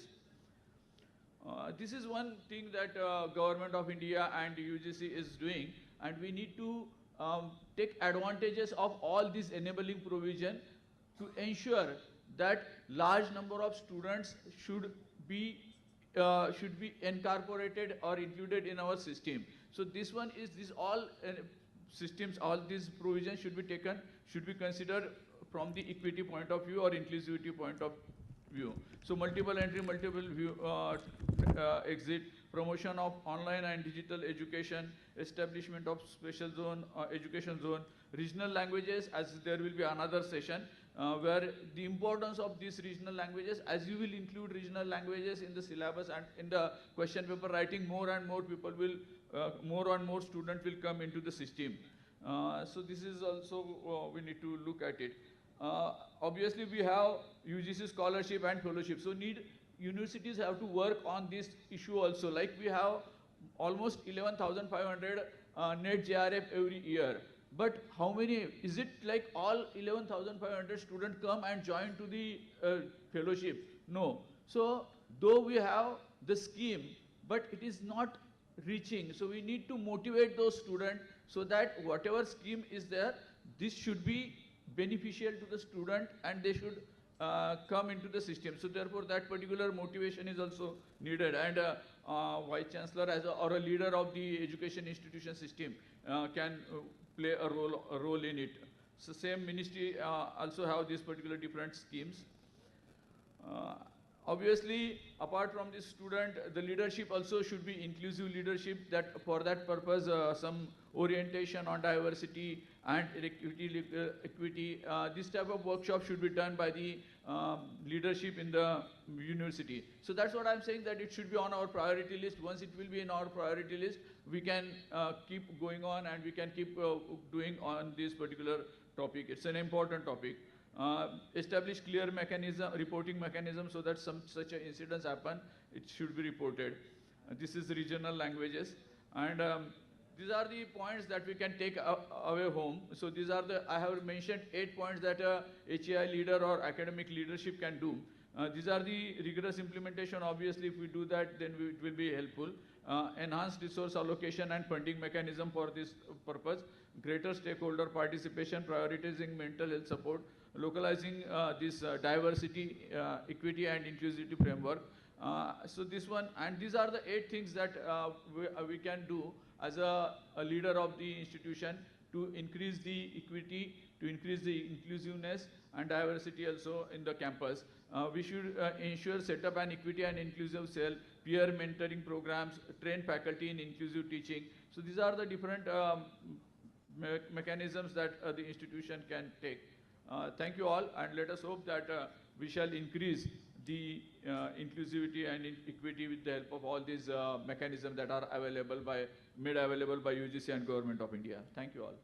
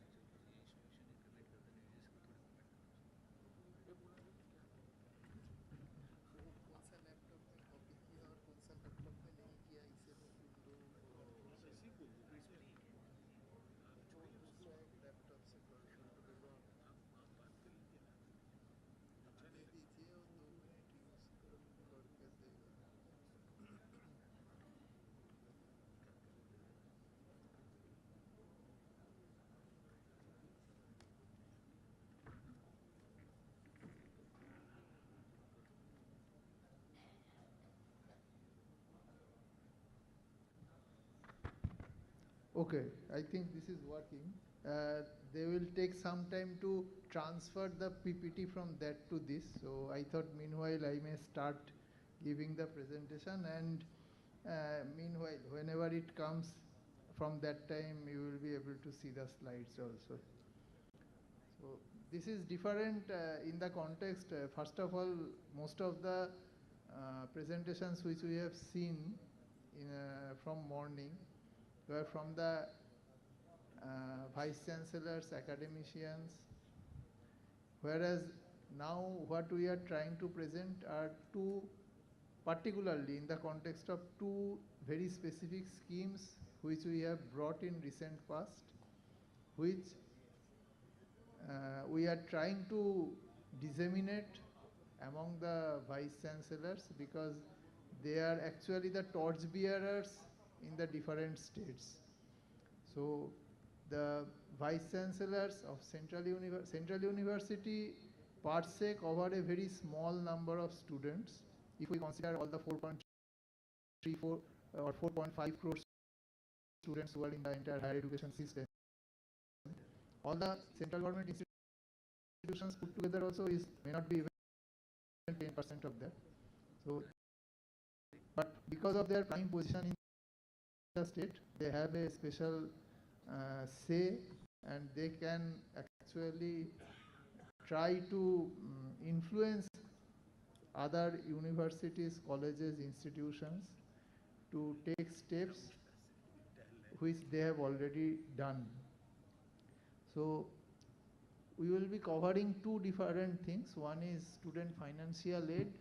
The other part is the One Nation, One Subscription. One is to bring students from the school system to the higher education ecosystem, because perhaps you already know in higher secondary the net enrollment itself is much, somewhat a little higher than 50%. So we have the necessary number of students who can enter into the, if all of them enter the higher education ecosystem, we can get a GER of more than 50%. That part is clear. The point is the students who are available, some of them are not coming in the higher education ecosystem, and that's why instead of 50 we are now hovering around 30.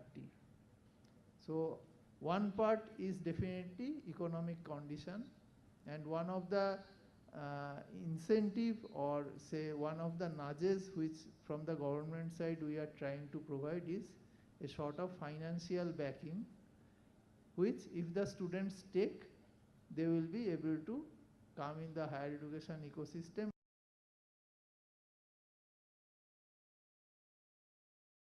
earn a much higher thing, because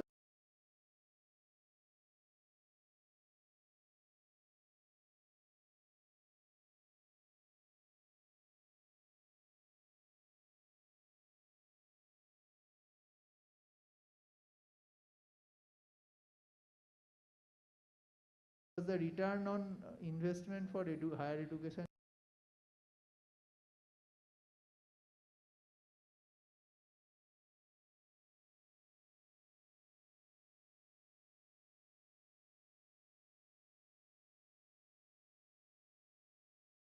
is much higher than whatever they are investing. So two things. One is scholarship.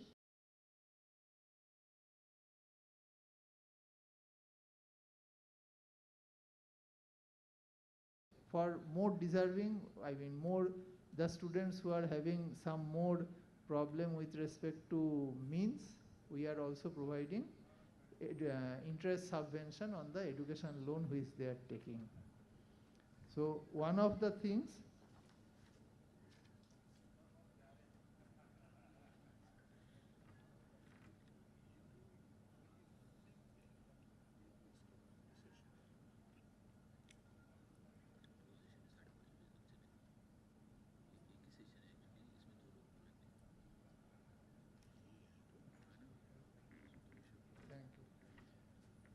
So one of the things which we have launched very recently, that is last year 6th November, is the PM Vidyalakshmi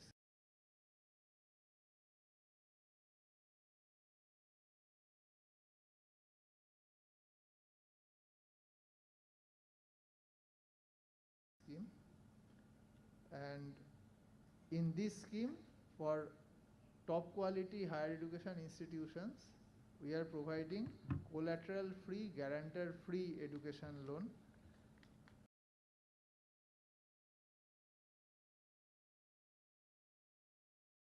For all the students who are getting admission, and therefore all the degree diploma courses which are being run by the central universities, the students who are getting merit based admission there are eligible to get the PM Vidyalakshmi education loan, and subject to annual income criteria, that is 8 lakh rupees. If the student's family income is less than 8 lakh rupees, they are also eligible to get 3% interest subvention. And you probably know that prior to this, there were other schemes, scholarship as well as interest subvention, which we were running. Now, two scholarship schemes which we are running, one is central sector scholarship for college and university student. There a student gets 12,000 rupees per annum for undergraduate, postgraduate, both the courses put together. The duration up to 5 years it can go, and but the student should be in the top 20 percentile in their higher secondary board, and the slots available is only 82,000. So there we have at the all India level slot that is distributed to different states, and then in the state again it is distributed to SC, ST, OBC, EWS, PWD as per the central government reservation policy.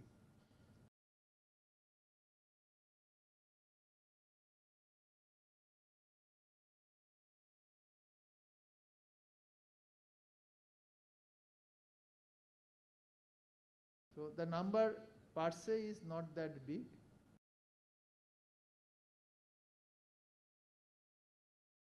A particular portal where they invite all the institutions. For this, AICTE has actually in their manual approved to create supernumerary seats. Per course maximum 2 seats can be created, so that students from Jammu, Kashmir and Ladakh can join in those courses and get these scholarships.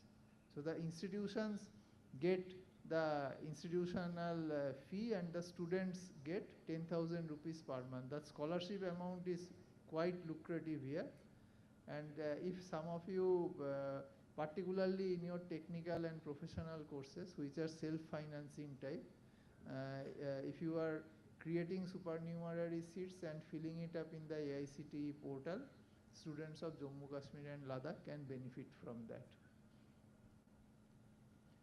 And the central sector interest subsidy scheme, it is also running for quite some time, but it is applicable only for the professional and technical courses.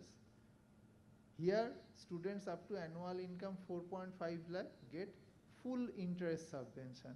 So for when a student is entering into a course, from for that particular course up to course period plus 1 year, we call it a moratorium period.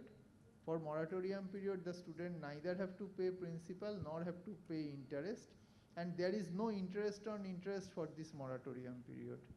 So therefore the student, suppose a student is in BTech, the student will not pay anything for 5 years essentially, and for all these first 5 years, whatever principal he has borrowed, on that amount the interest is coming, and bank is directly claiming the interest to us. We pay the interest to the bank, that means to the student's loan account. That way it operates. And there is a credit guarantee fund scheme for education loan. All education loan up to 7.5 lakh rupees. The students don't have to pay any collateral. The central government gives the collateral, and that collateral provides the banks a comfort up to 75% of outstanding credit. So and that happens for the entire lifetime of the education loan.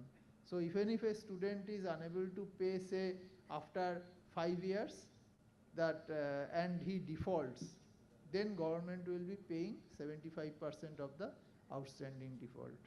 So that is how this particular scheme operates. And in the last year, 2024 itself, more than 8,500 crore of credit guarantee we have given. PM Vidya Lakshmi you already know. Now what I will directly go the expectations which we have from you. One is please make PM Vidya Lakshmi a part of the student admission offer letter itself. So in your admission brochure as well as in your admission offer letter, mention to the student that they are eligible for this PM Vidya Lakshmi education loan, and they can get this collateral free and guarantor free loan if whenever as per their wish. The second thing is that designate 2 senior level employees of your institution. Their job will be to upload, first of all, course wise, whatever courses you are running, for every course they will upload the course name and the fee structure for that course. One person will be doing it, the other person will be verifying it, so that the banks know that this is a authentic information coming from the institution. When a student applies for education loan, banks do a number of verification, and when they get this particular information, loan amount is the most important decision which the bank has to take. And when the information goes in an authenticated manner from the institution, the banks are satisfied and they don't harass the student. So that is why we have requested all institutions to make 2 nodal officers. One we are calling them maker, other one is checker. So you one will create the data and the other will verify the data. Then we disseminate the scheme information. Already in the PM Vidya Lakshmi portal, we have created pamphlets at multiple languages. As of now, in 12 different languages it is available. Nobody has to log in. Simply you go to the website, the pamphlet is there. You can actually see this is the first screen of the presentation which you prepared. There is a student leaflet on top, you can see, and these are the different languages under which this leaflet is available. And the maker and checker which I was telling just now, in the login you are having an option of institute login, and in this institute login your maker and checker, once you provide the details, their login IDs are being created.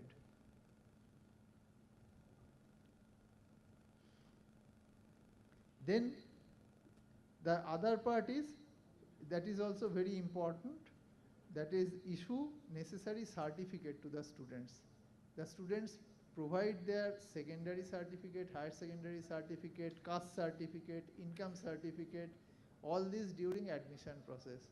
And if the banks are again asking for this, then it is an additional task for the student. So what we have told is, whatever certificate the institutions are issuing, they can simply take all of them, make a single one-pager certification and give it to the student.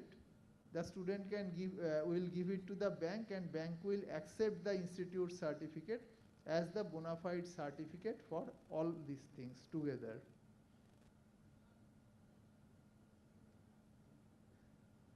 This part you probably already know. So selection process and all, I am not elaborating on that.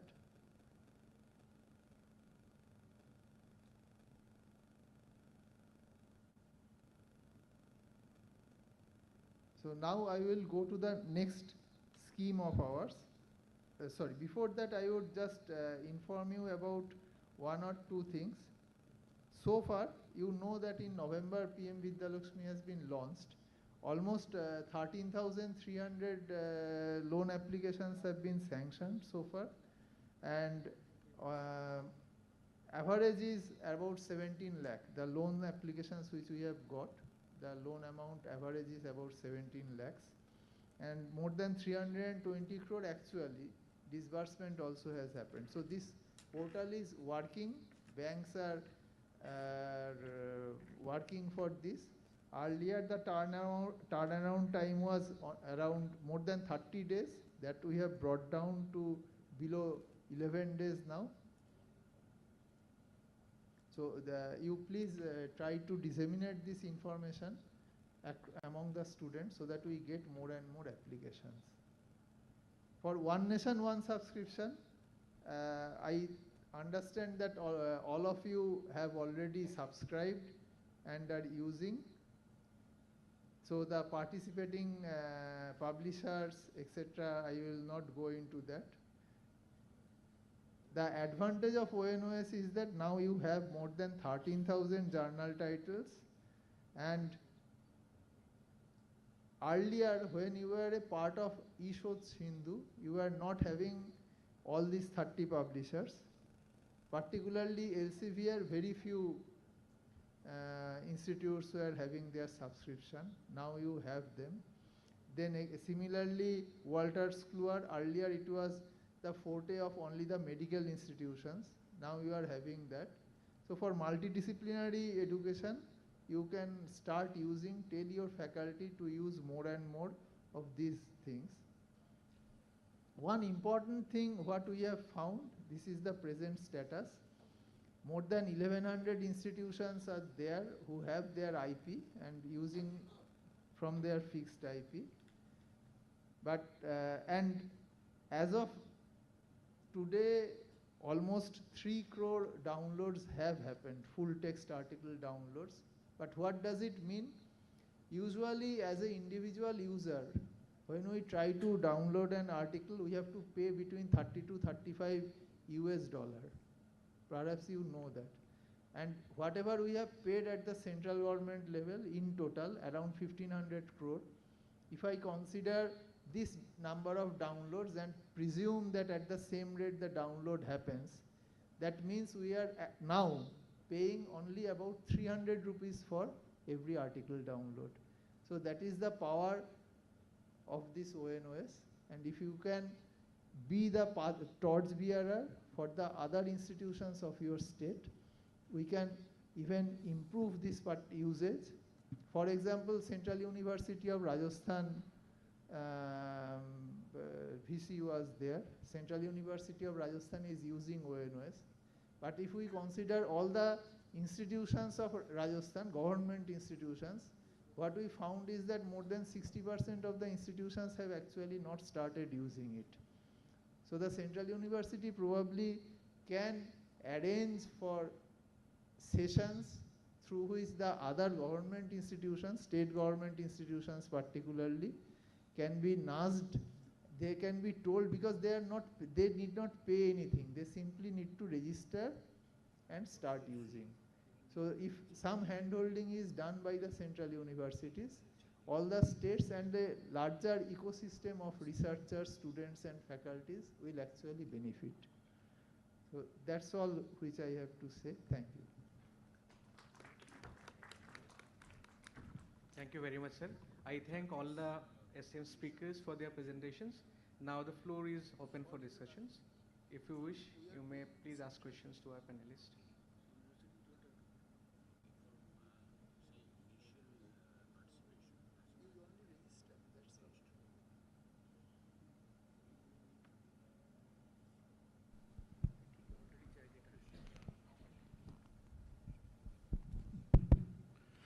Thank you. I think this session was one of the best ones.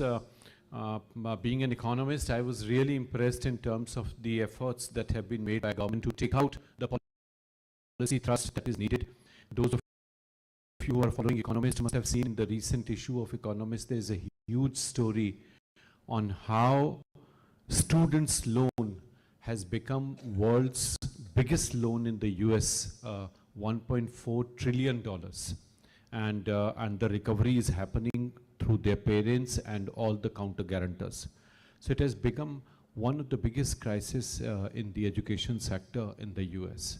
And on the contrary, the measures that are taken by India the measures that are taken by the department and by the ecosystem that has been created. I think it's an amazing story. On all the three speakers have done it fantastically well. I also would like to congratulate the Ministry for picking up this theme for presentation. That Secretary is sitting here and also the Additional Secretary. I would just like to suggest that next year when India hosts the BRICS Summit, this should be one of the themes I would suggest India should project. In the G20, you have already seen Brazil raise the issue of cost of access, but that was more in context of cost of patents and exclusion. But I think this is an amazing story. Congratulations to the ministry and all the three speakers. Very important points. Thank you. Thank you, sir.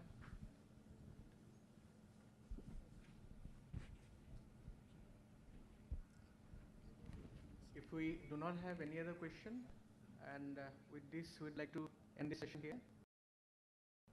Again, we would like to thank all the contributor universities, the speakers and experts, and all those who are present here. Thank you once again. Thank you very much.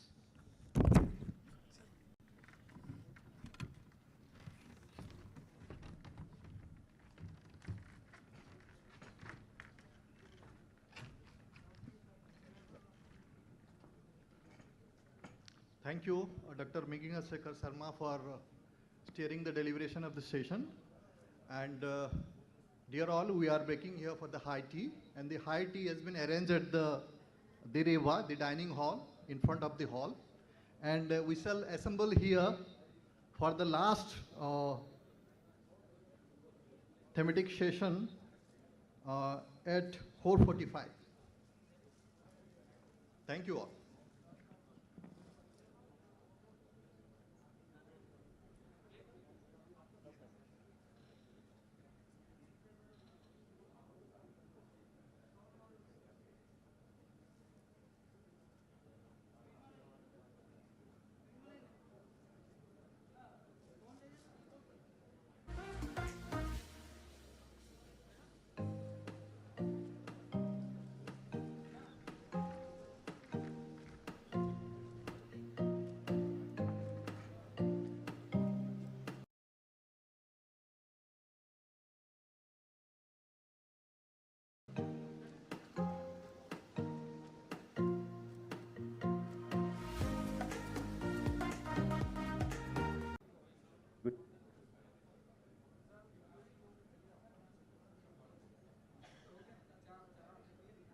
Gujarat केंद्रीय विश्वविद्यालय का शिलान्यास 18 जून 2022 को माननीय प्रधानमंत्री श्री नरेंद्र मोदी जी के कर कमलों द्वारा एवं मुख्यमंत्री गुजरात श्री भूपेंद्र पटेल जी की गरिमामय उपस्थिति में संपन्न हुआ।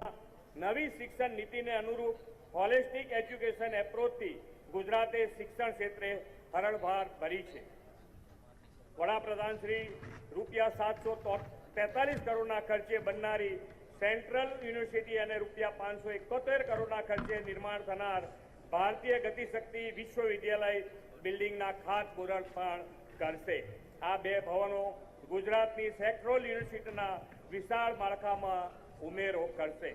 આજે વડોદરા ખાતેથી મધ્ય ગુજરાતના 5 જિલ્લાઓને પ્રધાનમંત્રી શહેરી અને ગ્રામીણ આવાસ યોજના, રેલવે પ્રોજેક્ટ્સ, ગુજરાત કેન્દ્રીય યુનિવર્સિટી અને અન્ય વિકાસ કાર્યોની ભેટ મળી રહી છે। પુનઃ આપશ્રીને સાદર વિનંતી કરીએ છીએ કે આપ રિમોટનું બટન દબાવી વિવિધ વિકાસ કાર્યોની તકતીનું અનાવરણ કરશો।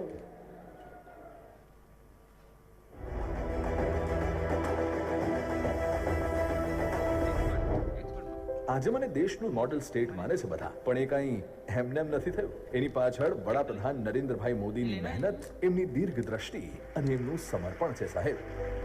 વિકાસ સર્વાંગીણ હોય, વિકાસ સર્વસ્પર્શી હોય, વિકાસ સર્વદૂર હોય, વિકાસ બધા ક્ષેત્રોને આંબી જનારો હોય, એ દિશામાં અમે કામ કરી રહ્યા છીએ। તો વડોદરાનું ગતિશક્તિ વિશ્વવિદ્યાલય રેલ રોડ ટ્રાન્સપોર્ટ સિસ્ટમ અને રિસર્ચને પૂરું પાડશે પ્રોત્સાહન। અને ડભોઈ તાલુકાના કુંઢેલા ગામે 100 એકરમાં આકાર લઈ રહેલી સેન્ટ્રલ યુનિવર્સિટીથી 2500 વિદ્યાર્થીઓને મળશે state of the art education in Gaurav અભિયાન।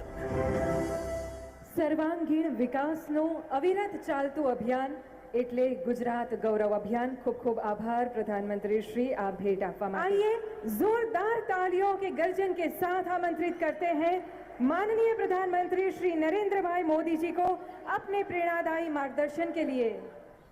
भाइयों बहनों, આપણા વડોદરાની પહેચાન એટલે શિક્ષણના ક્ષેત્રે મોટું નામ। આપણી એમએસ યુનિવર્સિટીનો ડંકો વાગતો હોય અને હવે તો શિક્ષા, સાયન્સ, સ્પોર્ટ એમાં પણ આપણે આગળ વધી રહ્યા છે। ગયા વર્ષોમાં એજ્યુકેશન સ્કિલ ડેવલપમેન્ટ હબ એના માટે વડોદરાની ઓળખ ઊભી થઈ। એટલું જ નહીં, triple IT, Swarnim Gujarat sports university, central university, આ બધું ગુજરાતને આંગણે વડોદરામાં। મારા વડોદરાની છાતી ફૂલે સ્વાભાવિક છે। गुजरात केंद्रीय विश्वविद्यालय का शिलान्यास 18 जून 2022 को माननीय प्रधानमंत्री श्री नरेंद्र मोदी जी के कर कमलों द्वारा एवं मुख्यमंत्री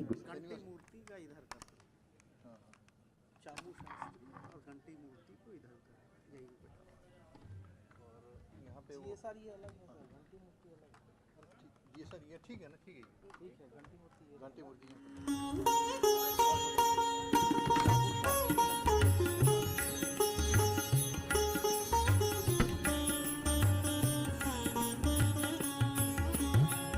परम पावन अति मन भावन यह विश्व ज्ञान का पुंज हमारा। परम पावन अति मन भावन यह विश्व ज्ञान का पुंज हमारा। इस भूमि से राष्ट्रपिता ने विश्व शांति संदेश दिया। शारीरिक, बौद्धिक, नैतिक विकास को शिक्षा का आदर्श किया। सदाचार को संकल्पित सत्य शिक्षा का पुंज हमारा। परम पावन अति मन भावन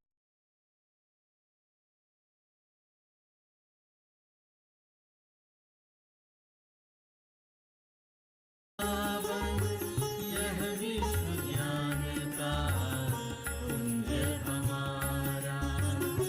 भूमि लौह पुरुष की जिससे एकीकृत हुआ भारत महान। चिंतन हेमचंद्र दयानंद का लोथल से हुई सभ्यता महान। साबरमती नर्मदा से सिंचित सामाजिक ज्ञान का पुंज हमारा। परम पावन अति मन भावन यह विश्व ज्ञान का पुंज हमारा। द्वारिकाधीश पर गर्व करे हम, गीता का जिसने ज्ञान दिया।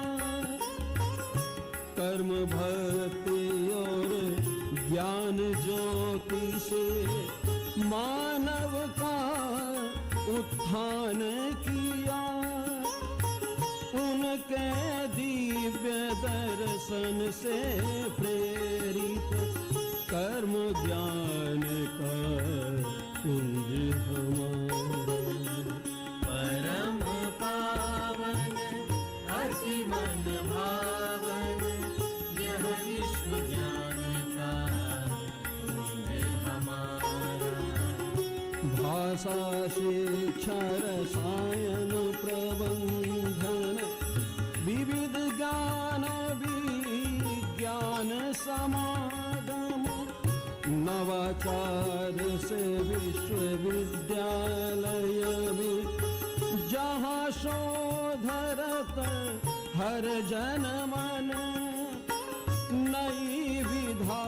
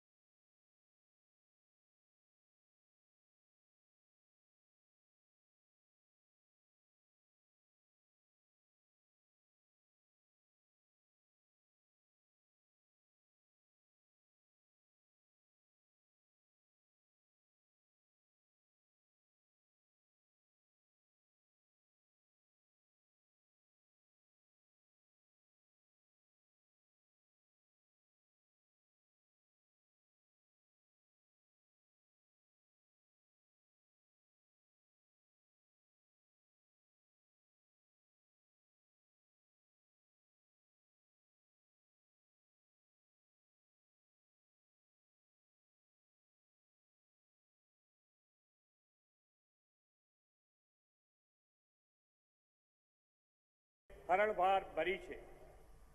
વડાપ્રધાન શ્રી રૂપિયા 743 કરોડના ખર્ચ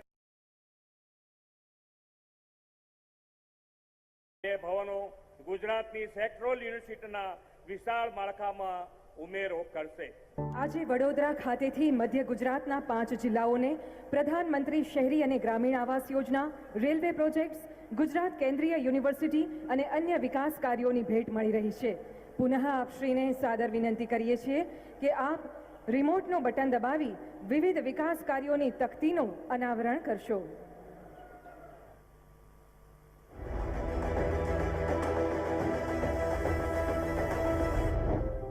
આજે મને દેશનું મોડેલ સ્ટેટ માને છે બધા, પણ એ કાંઈ એમનેમ નથી થયું. એની પાછળ વડાપ્રધાન નરેન્દ્રભાઈ મોદીની મહેનત, એમની દીર્ઘ દ્રષ્ટિ અને એમનું સમર્પણ છે સાહેબ. વિકાસ સર્વાંગીણ હોય, વિકાસ સર્વસ્પર્શી હોય, વિકાસ સર્વદૂર હોય, વિકાસ બધા ક્ષેત્રોને આંબી જનારો હોય, એ દિશામાં અમે કામ કરી રહ્યા છીએ. તો વડોદરાનું ગતિશક્તિ વિશ્વવિદ્યાલય રેલ રોડ ટ્રાન્સપોર્ટ સિસ્ટમ અને રિસર્ચને પૂરું પાડશે પ્રોત્સાહન. અને ડભોઈ તાલુકાના કુંઢેલા ગામે 100 એકરમાં આકાર લઈ રહેલી સેન્ટ્રલ યુનિવર્સિટીથી 2500 વિદ્યાર્થીઓને મળશે state of the art education environment Gaurav Abhiyan. સર્વાંગીણ વિકાસનું અવિરત ચાલતું અભિયાન એટલે गुजरात गौरव अभियान. खूब खूब आभार प्रधानमंत्री श्री, आप भेंट आपवा माटे. आइए जोरदार तालियों के गर्जन के साथ आमंत्रित करते हैं माननीय प्रधानमंत्री श्री नरेंद्र भाई मोदी जी को अपने प्रेरणादायी मार्गदर्शन के लिए. ભાઈઓ બહેનો, આપણા વડોદરાની પહેચાન એટલે શિક્ષણના ક્ષેત્રે મોટું નામ. આપણી MS યુનિવર્સિટીનો ડંકો વાગતો હોય, અને હવે તો શિક્ષા, સાયન્સ, સ્પોર્ટ્સ એમાં પણ આપણે આગળ વધી રહ્યા છે. ગયા વર્ષોમાં એજ્યુકેશન સ્કિલ ડેવલપમેન્ટ હબ એના માટે વડોદરાની ઓળખ ઊભી થઈ. એટલું જ નહીં, IIIT, સ્વર્ણિમ Gujarat sports university, central university, આ બધું ગુજરાતને આંગણે વડોદરામાં. મારા વડોદરાની છાતી ફૂલે સ્વાભાવિક છે. गुजरात केंद्रीय विश्वविद्यालय का शिलान्यास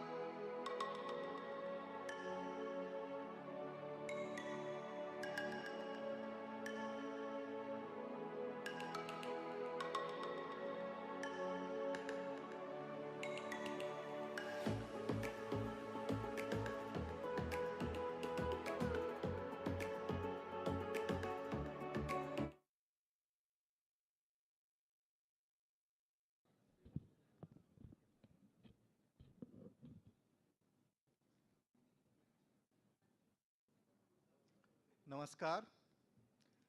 चाय के बाद आप सभी लोगों का पुनः स्वागत है।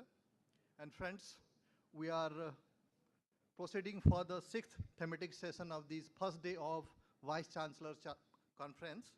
And the topic of the 6th thematic session is Education in Bharatiya Bhasha and Indian Knowledge System. And for this session, we have two eminent experts, Professor Ganti S. Murthy, National Coordinator, Indian Knowledge System, Professor Chamu Krishna Sastry, Chairman, Bharatiya Bhasha Samiti, and we have in the university group, Central Sanskrit University, Delhi, National Sanskrit University, Tirupati, Mahatma Gandhi Antarrashtriya Hindi Vishwavidyalaya, Wardha, Vishwabharati, and Nalanda University and Kendriya Hindi Sansthan, Uttar Pradesh.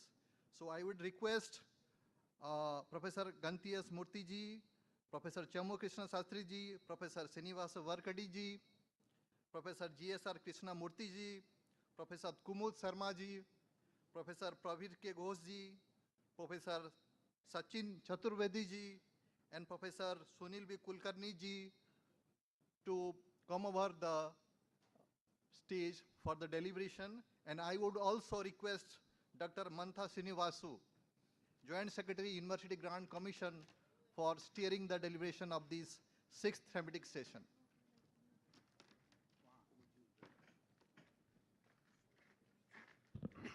अखंडम सच्चिदानंदम अवांग मानस गोचरम आत्मानम अखिलाधारम आश्रय अभीष्ट सिद्धये। षष्ठम सत्र भारतीय भाषा एवं भारतीय ज्ञान प्रणाली, शिक्षा में भारतीय भाषा एवं भारतीय ज्ञान प्रणाली, इस विषय पर यह सत्र आधारित है, केंद्रित है। इस सत्र के विषय विशेषज्ञ के रूप में पद्मश्री श्री चमू कृष्ण शास्त्री महोदय जी अत्र उपस्थित है। मैं उनको सादर प्रणाम एवं स्वागत करता हूं। और भारतीय ज्ञान परंपरा के ऊपर अपना संबोधन देने के लिए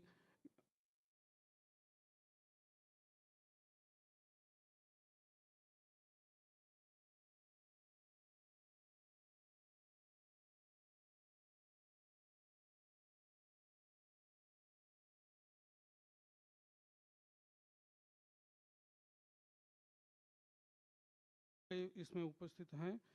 इसमें विश्व भारती के कुलपति उपस्थित हैं, प्रोफेसर प्रवीर कुमार घोष जी, नालंदा विश्वविद्यालय के आचार्य सचिन चतुर्वेदी महोदय, महात्मा गांधी अंतर्राष्ट्रीय हिंदी विश्वविद्यालय के आचार्य कुमुद शर्मा महाभागा, केंद्रीय हिंदी संस्थान के निदेशक सुनील बाबूराव कुलकर्णी महोदय जी, राष्ट्रीय संस्कृत विद्यापीठ तिरुपति के आचार्य GSR कृष्णमूर्ति महोदय एवं समन्वयक विश्वविद्यालय के रूप में केंद्रीय संस्कृत विश्वविद्यालय नई दिल्ली के माननीय कुलपति महोदय, मैं आचार्य श्रीनिवास वरखेड़ी महोदय जी से निवेदन करता हूं कि वो अपना प्रस्तुति प्रस्तुत करें।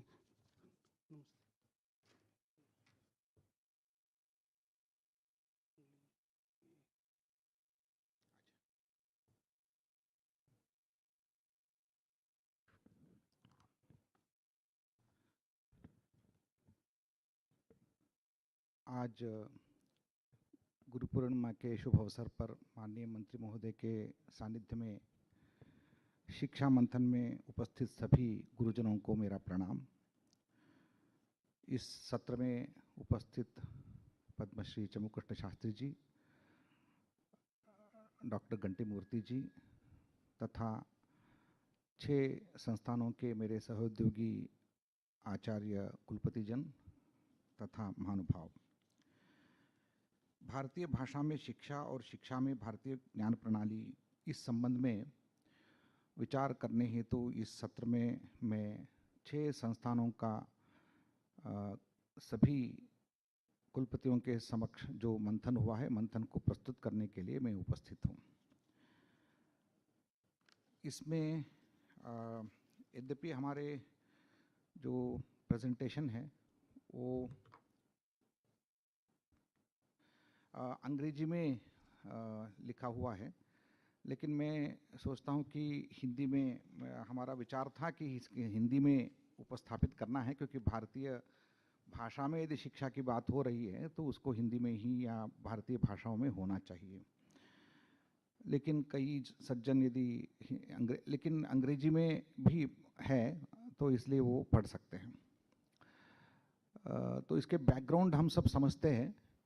बेसिकली भारतीय ज्ञान प्रणाली ये पुरुषार्थमय जीवन का एक आधार है, और इस दृष्टि से भारतीय ज्ञान प्रणाली को यदि हम शिक्षा में लेके आना चाहते हैं तो भारतीय भाषा अनिवार्य है, क्योंकि भारतीय ज्ञान प्रणाली के लिए भारतीय भाषा आधार है।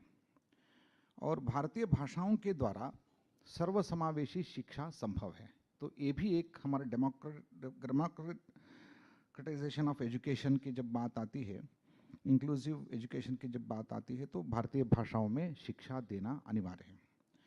और चौथी बात जो महत्वपूर्ण है, भारत का जो सॉफ्ट पावर अंतःशक्ति के बारे में जब बात करते हैं तो स्वदेशी मूल और वैश्विक शिक्षा, इसके बारे में जब बात होती है तो हमें इन चारों बातों को ध्यान में रखते हुए हमने ये विचार मंथन में कुछ विचार आपके सामने रखते हैं। तो बेसिकली इसमें एक मैं ध्यानाकर्षित करना चाहता हूँ, भर्तृहरि के वाक्य पदीयम का एक वाक्य है, अनुमिद्धमिव ज्ञानम सर्वम शब्देन भासते। हमारे जितने भी ज्ञान है वो शब्द के साथ जुड़ा हुआ है, और language and knowledge they are inseparable entities. जब हम भारतीय ज्ञान प्रणाली के बारे में बात करेंगे तो भारतीय भाषाओं को छोड़कर भारतीय ज्ञान प्रणाली के बारे में बात ही नहीं कर सकते। They are the knowledge is embedded in these languages. तो इसलिए भारतीय भाषा परिवार और भारतीय ज्ञान प्रणाली ये दोनों साथ में ही होंगे। तो इसमें प्रेजेंट सिचुएशन में यदि हम देखेंगे तो हमारे सामने कुछ चैलेंजेस है, कुछ गैप्स है। हमने गैप्स को आइडेंटिफाई किया है। जैसे मीडियम ऑफ इंस्ट्रक्शन, जो माध्यम भाषा आज हायर एजुकेशन में अंग्रेजी है, और इसके द्वारा जो अध्ययन होता है that limits our understanding of cultural contextualisation. तो भारतीय भाषाओं को यदि देखेंगे तो एकेडमिक डिसएडवांटेजेस है, ऐसा एक प्रथा हमारे स्टूडेंट्स और फैकल्टी में है। और साथ ही फैकल्टी प्रिपेयर्डनेस एंड विलिंगनेस, ये दोनों आज हम यदि देखेंगे तो बहुत हमारे सामने बहुत चुनौतियां हैं, और इसका डिटेल्स मैं नहीं कहूँगा, तो आप सब जानते हैं।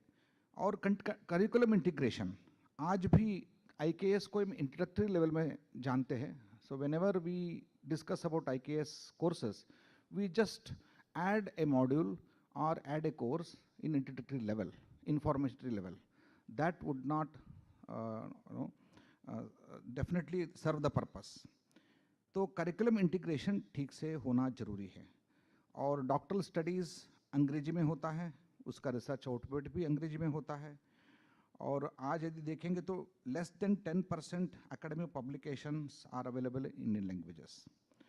तो इंफ्रास्ट्रक्चर यदि देखेंगे तो भारतीय भाषाओं के लिए आज डिजिटल इंफ्रास्ट्रक्चर काफ़ी अवेलेबल है, फिर भी हमारे इंस्टीट्यूशन में उसका अवेलेबिलिटी नहीं है या तो अवेयरनेस नहीं है।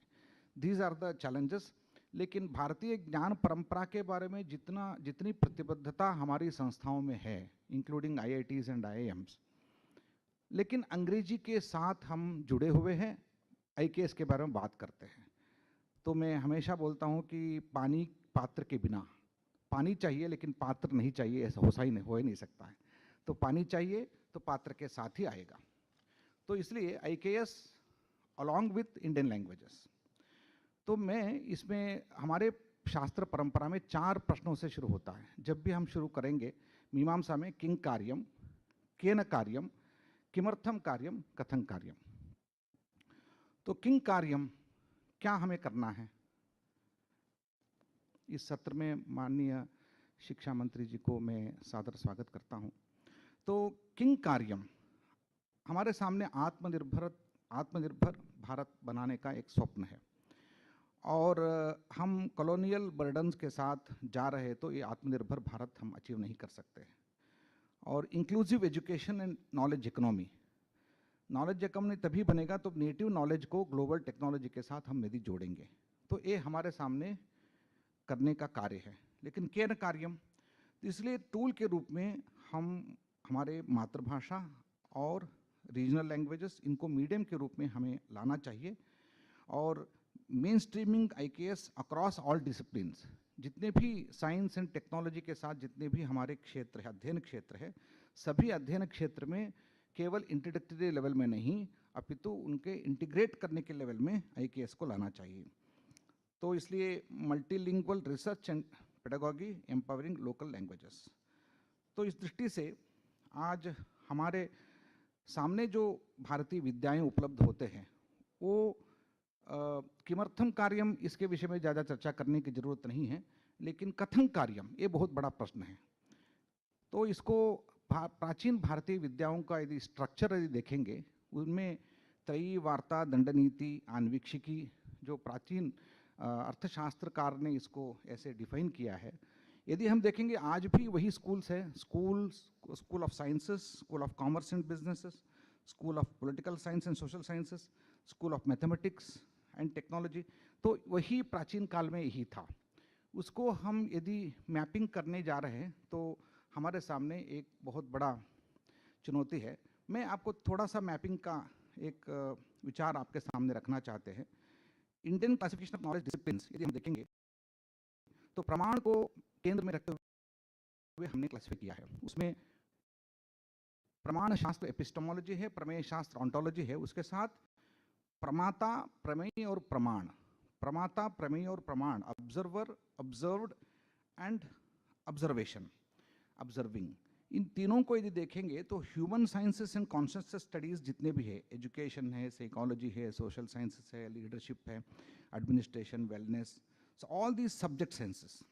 On the other hand, we have object sciences like physics, life sciences, engineering, technology. तो ये observed sciences, इसको बोलते हैं ज्ञेय शास्त्र। तो तीसरा है प्रमाण शास्त्र, उसमें लिंग्विस्टिक्स है, मैथमेटिक्स है, लॉजिक है, नॉलेज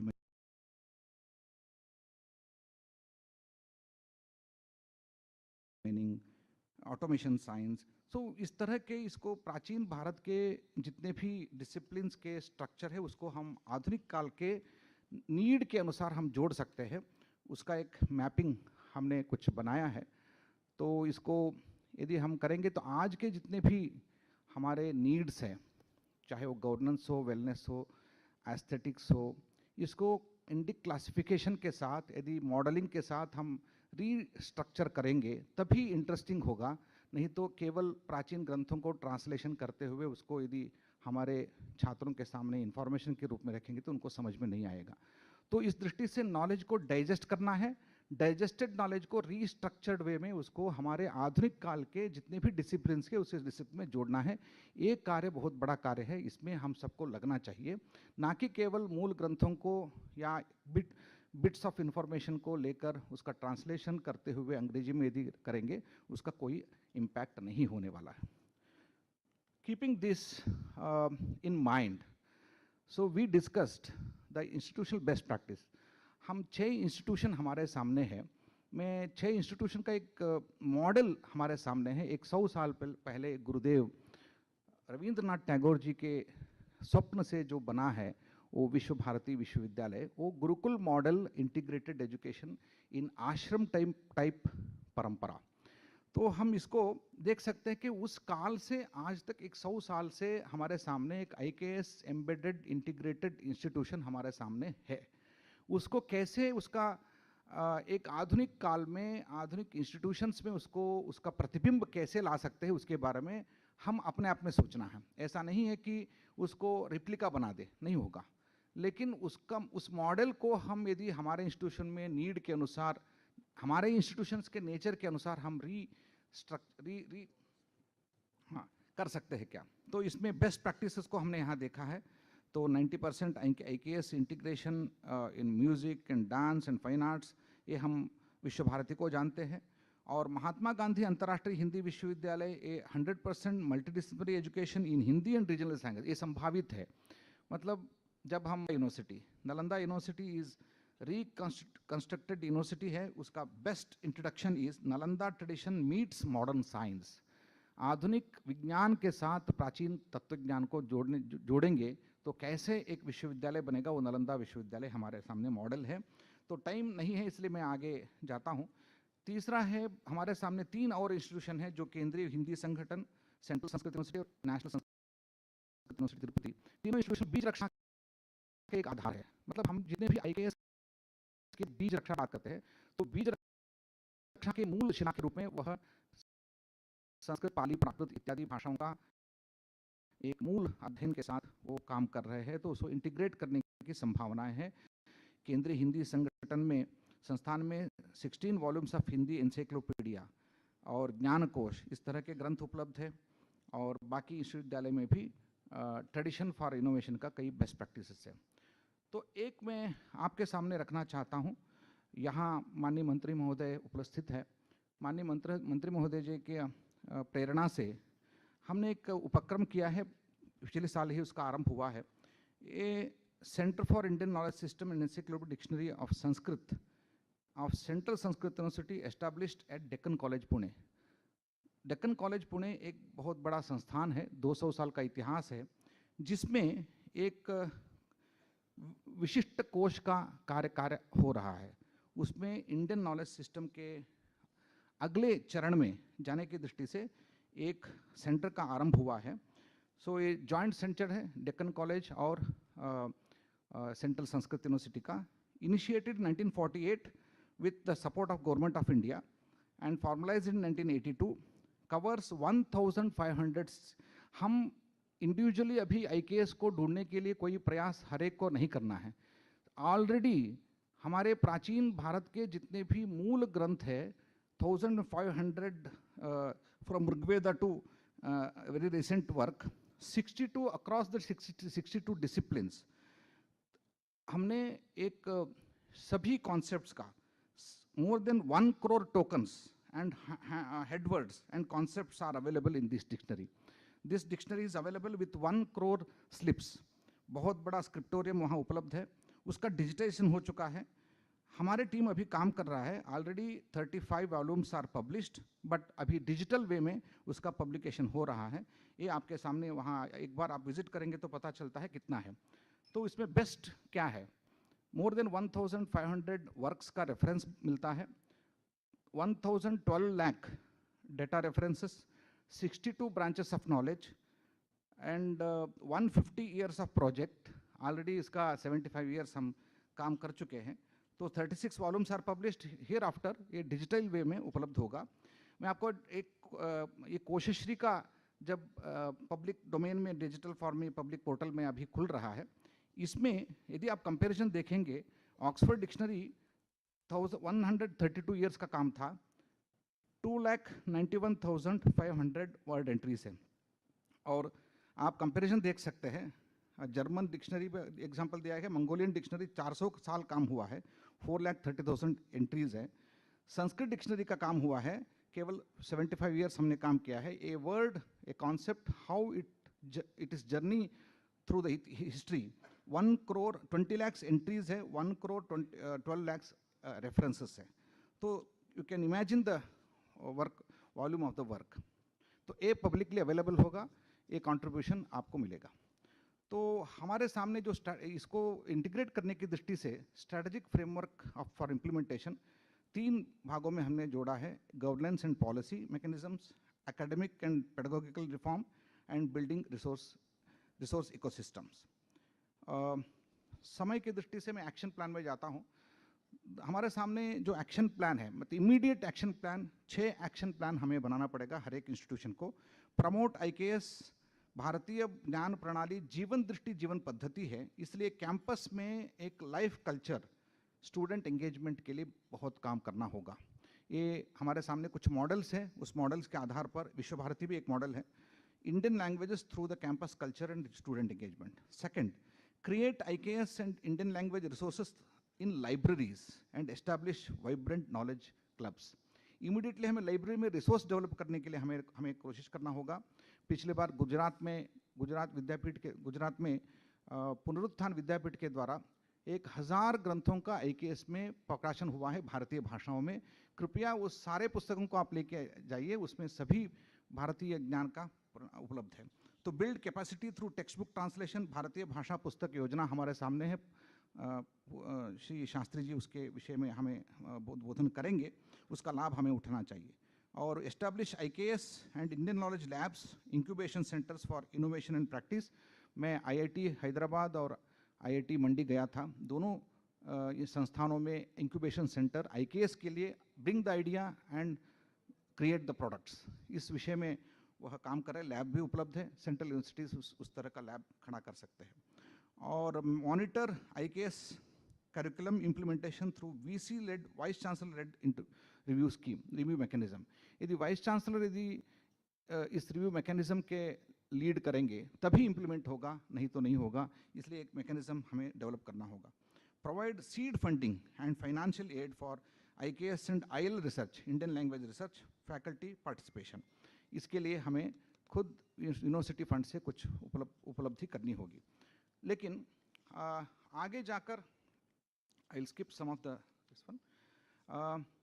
ये मॉनिटरिंग एवेल्यूएशन मैकेनिज्म का कुछ भाग आपको पेपर में, आपके सामने कुछ पेपर्स रखे हैं, उसको आप देख सकते हैं। Detailed paper is also submit, draft paper is also submitted, आपके सबके सामने उसको रखा गया है, आप देख सकते हैं। तो lastly governmental institutional initiatives and funding क्या क्या उपलब्ध है। यदि मिनिस्ट्री ऑफ एजुकेशन के अंडर जितने भी इंस्टीट्यूशंस है उसमें स्ट्राइड है, भारतीय ज्ञान संवाद रचना, पुस्तक रचना है, और भारत ज्ञान मिशन है, और scheme for protection preservation endangered languages है। इस तरह अनेक मंत्रालय में हमारे पास फंडिंग उपलब्ध है, इसका लाभ हमें लेना चाहिए। और lastly this is very important slide, pathway for next. भारतीय भाषा और IKS इंटीग्रेशन की दृष्टि से एक पाथवे हमने प्रपोज किया है। वन इज़ इंटरनेशनलाइजेशन, इसके लिए हमें area is internationalisation. 3 agencies, university, ICCR and foreign partners, उसमें joint workshops, MOUs signed, student exchanges, और 1 से 2 साल तक हमें एक टारगेट रख के करना होगा। और दूसरी बात joint degrees and dual degrees and research hubs and global scholar networks, ये सेकेंड लेवल में हमें करना होगा। इनोवेशन और स्टार्टअप्स, और इसमें लीड एजेंसीज हैं IKS division and innovation cells. पहले 2 साल में startup boot camps and idea competitions, and second stage में university based IKS startups and global reach. The third point is youth engagement, उसमें छात्र, अध्यापक एंड क्लब्स एंड NGOs, और IKS hackathons, language clubs, digital archives, इसके साथ ही youth driven IKS movements and multilingual activism. इसको multilingual activism इसलिए बोल रहा हूँ, जो मातृभाषा के लिए हमेशा जागृति रहती है, उस जागृति को लेकर हमें जगाना होगा, और मल्टीलिंगुअल एक्टिविज्म के रूप में उसका एक दिशा देनी होगी। और डिजिटल एक्सेलरेशन, स्वयं, दीक्षा, टेक पार्टनर्स, AI लैब्स, इसके द्वारा हम 2 साल 3 साल में हम कुछ काम कर सकते हैं। तो अंत में जब भारतीय भाषाओं के बारे में जब बात होती है तो ये होता है कि इसमें जॉब कहाँ है, इसको भारत को, इसको कैसे ग्लोबल सिटीजन को हम कैसे बना सकते हैं। लेकिन India should be destination of education. यदि करना है, हमारे प्राचीन काल में एक सुभाषित है, नक्र स्वस्थानम आसाद्य गजेंद्र अपि कर्षति। एक मगरमच्छ यदि पानी में है, पानी के अंदर है, तो गजेंद्र को भी आकर्षित कर सकता है। यदि पानी से बाहर आ गया, एक छोटा सा कुत्ता भी उसको डरा सकता है। तो इस दृष्टि से हमें IKS IL के आधार पर भारत को आत्मनिर्भर बनाना होगा। धन्यवाद। एक मैं पॉइंट आप यहाँ बोलना चाहता हूँ, ये पूर्ण रूप से एक डिजिटल टूल का एक स्पेशलिटी आपको दिखाना चाहता हूँ। ये अंग्रेजी में बनाया था, इसका हिंदी अनुवाद हमने मैनुअली नहीं किया है। एक उदाहरण आपको दिखाता हूँ। This is entirely mechanically machine translation done by Anuvadini project. हमने यहाँ जितने भी हमारे, ये आप देख सकते हैं, ये जो अंग्रेजी में बनाया था, टेक्स्ट अंग्रेजी में था, और जितने भी हमारे फॉर्मेट थे, ग्राफिक्स थे, उसके साथ यथावत अनुवादनी के द्वारा ये हमारे सामने ये पीपीटी अवेलेबल है। तो आप इस तरह का प्रयोग कर सकते हैं, जहां अंग्रेजी के सामग्री है उसको हिंदी में बनाने के लिए, अन्य भाषाओं में बनाने के लिए अनुवादनी का प्रयोग किया जा सकता है। हमारा फॉर्मेट परिवर्तन नहीं होगा, हमारे कोई भी कंटेंट परिवर्तन, केवल कंटेंट दूसरी भाषा में जाएगा। ये इसका एक सामर्थ्य है। तो डिजिटल टूल्स हमारे लिए उपलब्ध है, थैंक्स टू अनुवादिनी।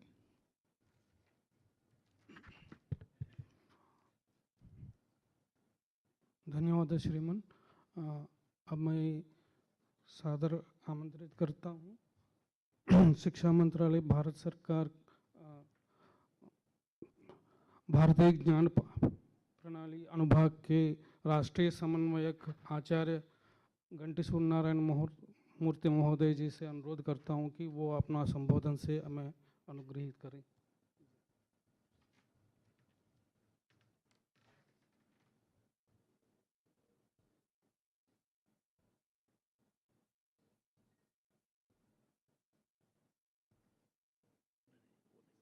यही है ना?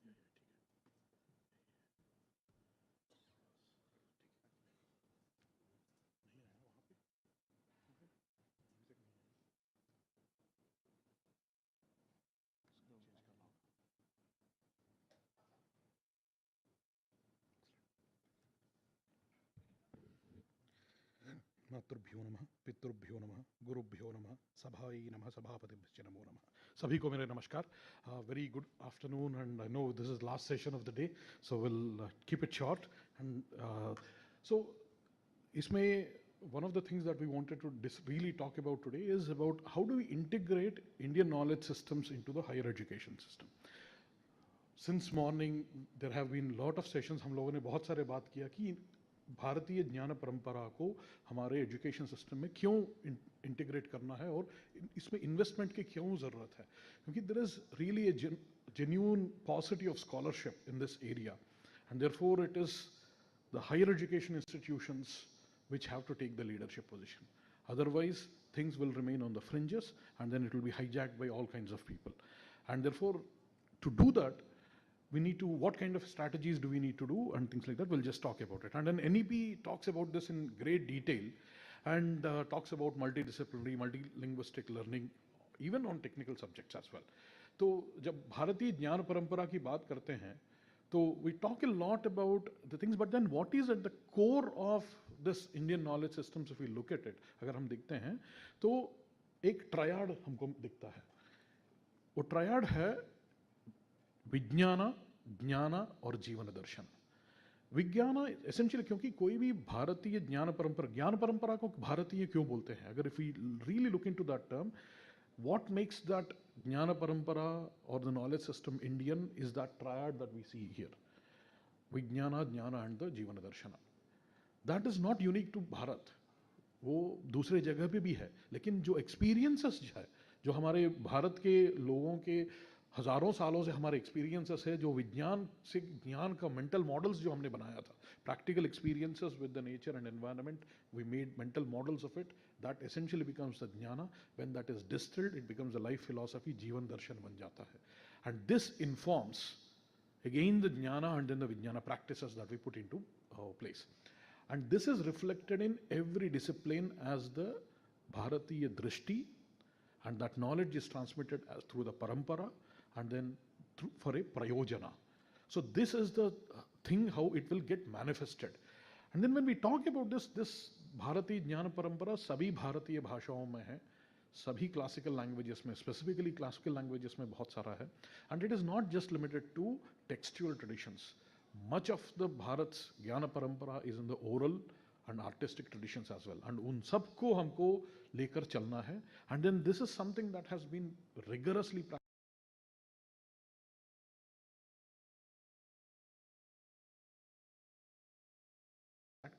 rigorously, because this is a conference where education leaders are coming in. So I want to emphasize a little bit on the parampara part.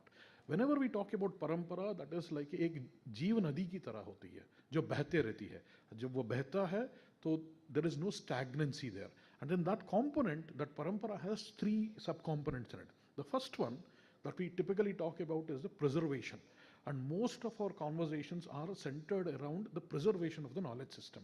And typically उसमें भी हम लोग digitization of manuscripts इन सब की बात करते हैं. But then there is a core element that is very, very important. And वो होता है भारतीय दृष्टि. जो भारतीय ज्ञान परंपरा की जो दृष्टि है, that is the core. Otherwise, what happens is you'll just be left with the paraphernalia without the core kernel that makes this knowledge system Bharatiya. That is the first part of preservation. Then second thing is again, जैसे जीव नदी होगी तो बहते रहती है, past को और फ्यूचर को जोड़ने का काम प्रेजेंट करता है, तो अतीत को और भविष्य को वर्तमान जोड़ता है. तो उस जोड़ने का जो काम है वो हम लोग एजुकेशन सिस्टम के थ्रू करते हैं. And that transmission has to evolve continuously. अभी जैसे प्रोफेसर वर्खेड़ी जी ने बताया, he was talking about how the transmission methods that were primarily developed earlier were for oral transmission traditions. Now we have much more visual and technological advances that we can use many different ways to transmit that information. So mental models banana hai uska, fir then we can use various tools. So there are transmission methods have to be adapted, but not at the cost of the drishti. So Bharati drishti ko preserve karte hue transmission methods ko adopt with the times. And then it is also about the creation of the knowledge. We cannot say that Indian knowledge system is a stagnant quantity of information. It is something that is continuously regenerated and recreated. And therefore, the third and most important part of any parampara, live parampara, is the creation part of it. And usme, because it is a continuous process of creation, it cannot be historical studies.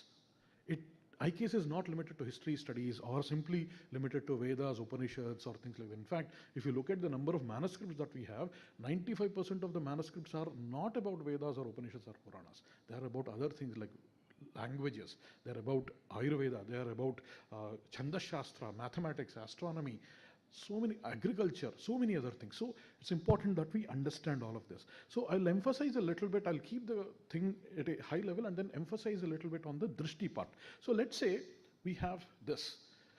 Bharat की अवधारणा मान लीजिए एक रस्सी देखा हमने, कोई बाहर से आया और उसने उसके मन में कुछ तो भी प्रॉब्लम था, उसने सांप समझ लिया, अंधेरा था सांप समझ लिया, तो उसका डिस्क्रिप्शन वो कैसे देगा?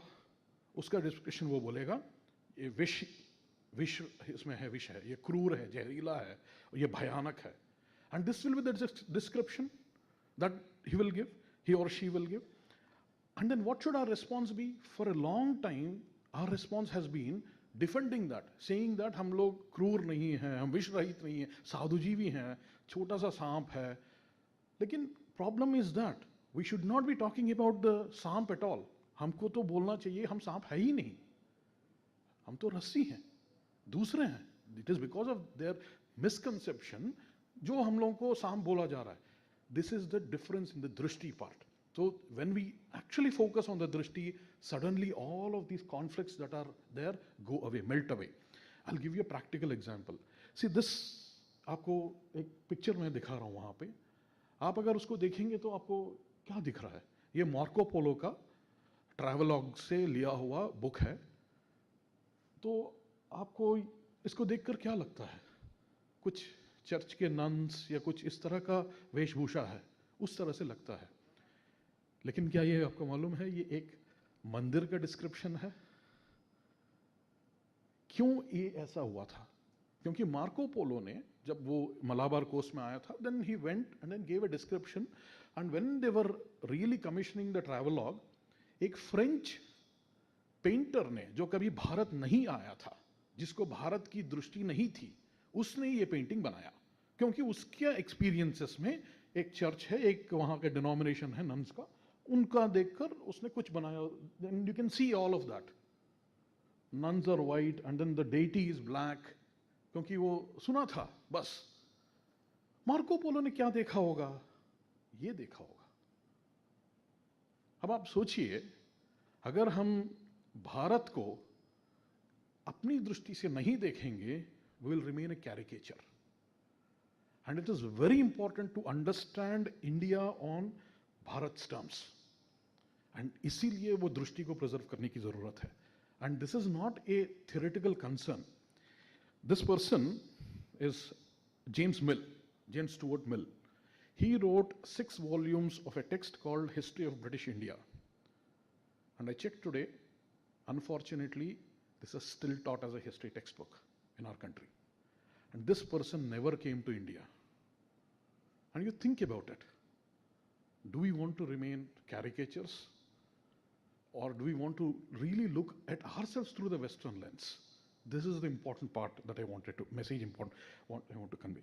And हम लोग सब लोगों को, we have this pain when we see the anxiety, depression, and the student suicides जब भी होता है, we all feel pain as people in the education system.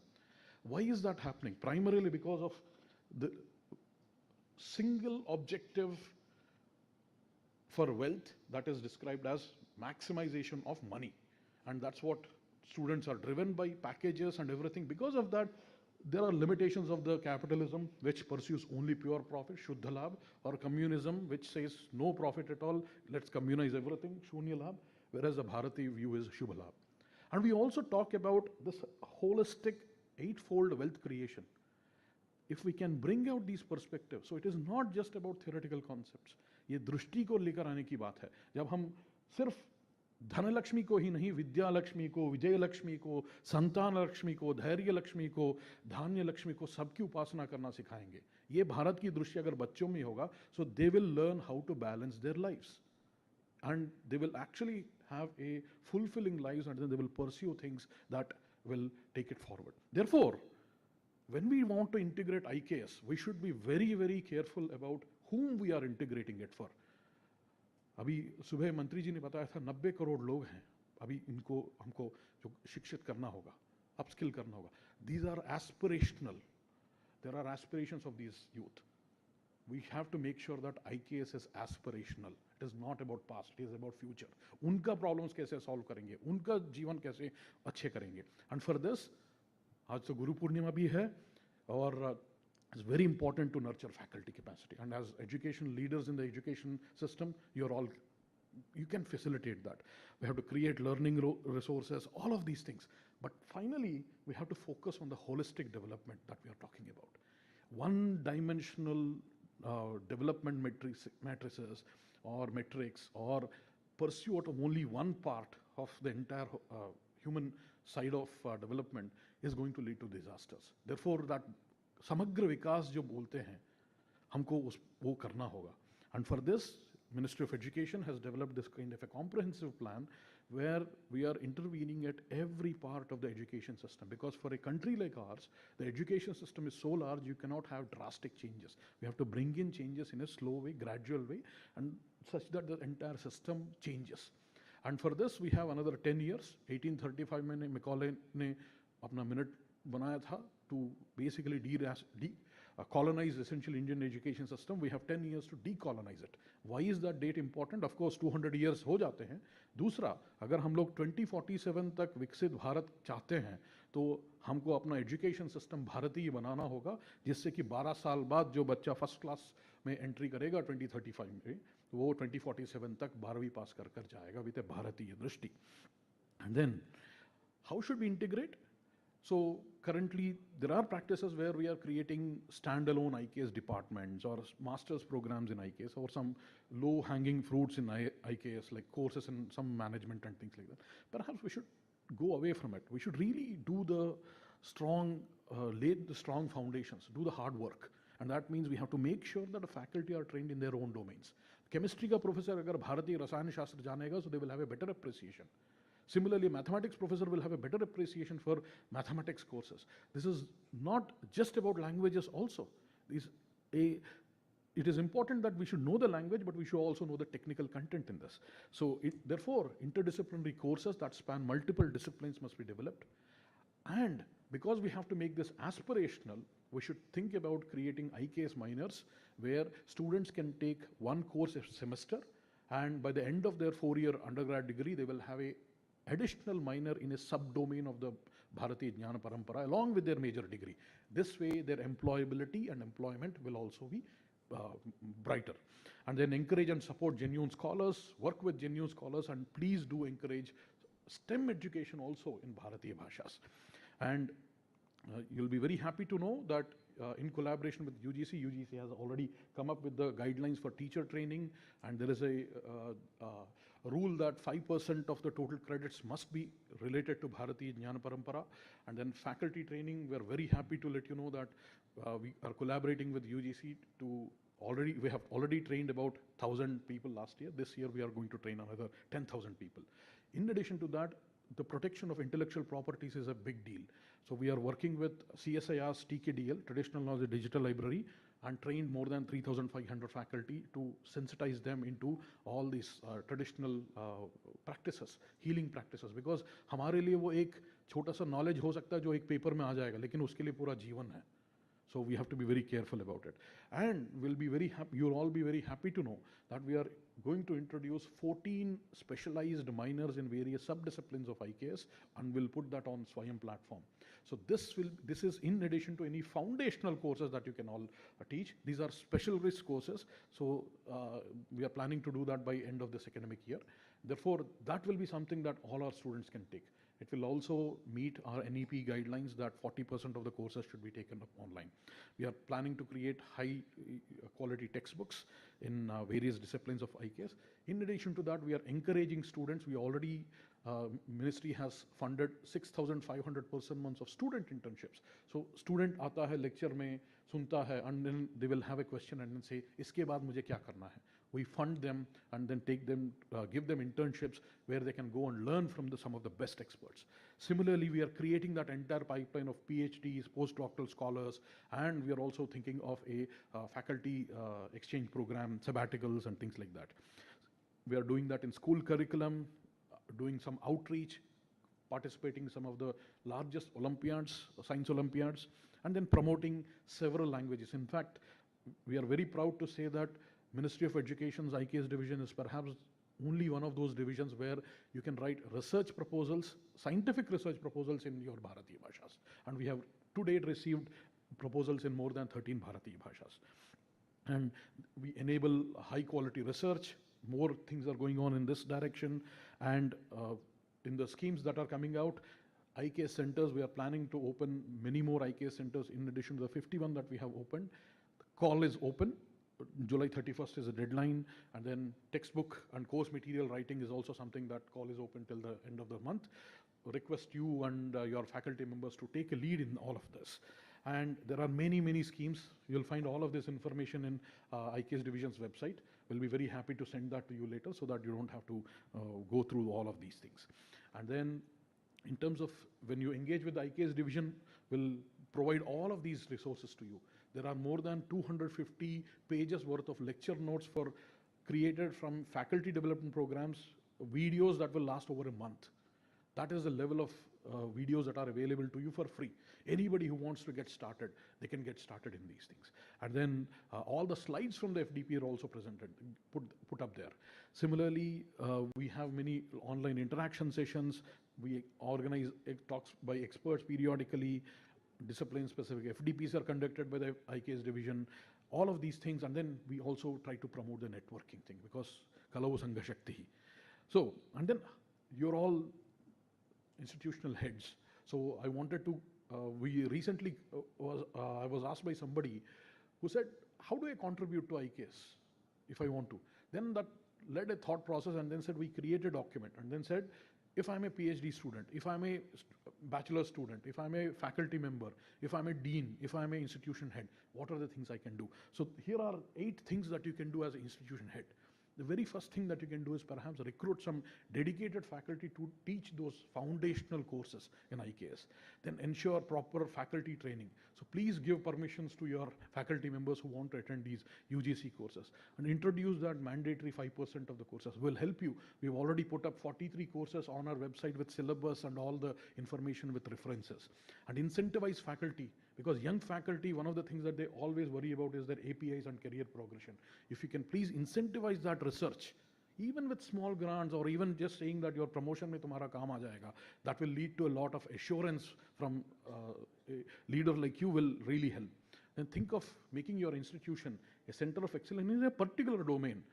Just like you cannot have Center of Excellence in IKS. You can have a Center of Excellence in Bharatiya Ganita or similar sub-disciplines. Perhaps we should really think about that.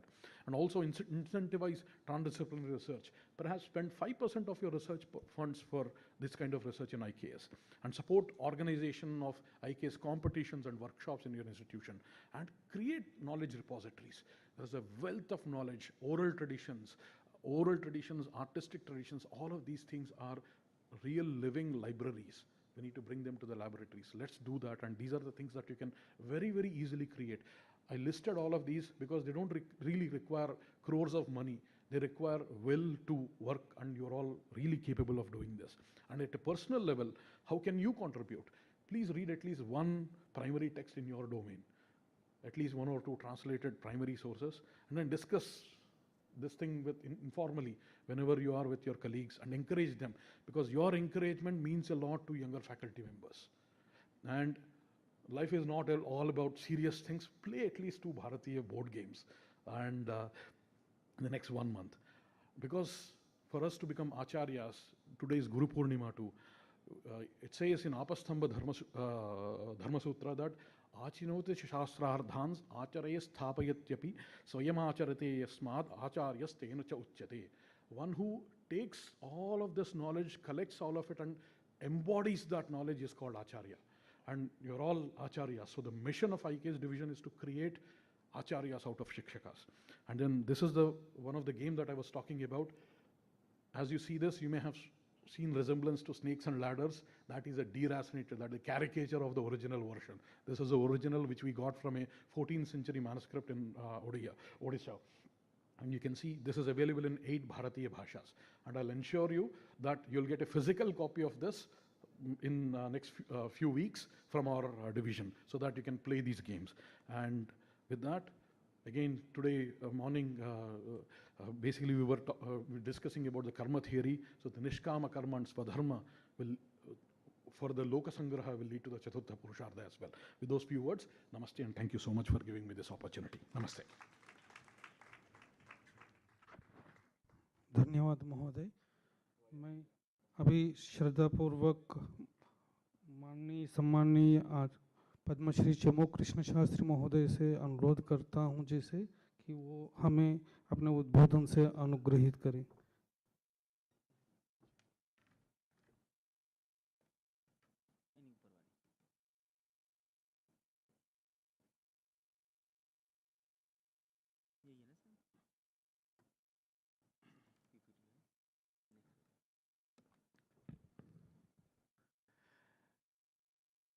भारतीय ज्ञान परंपरा भारतीय भाषा में है, अंग्रेजी में नहीं है, हम जानते हैं।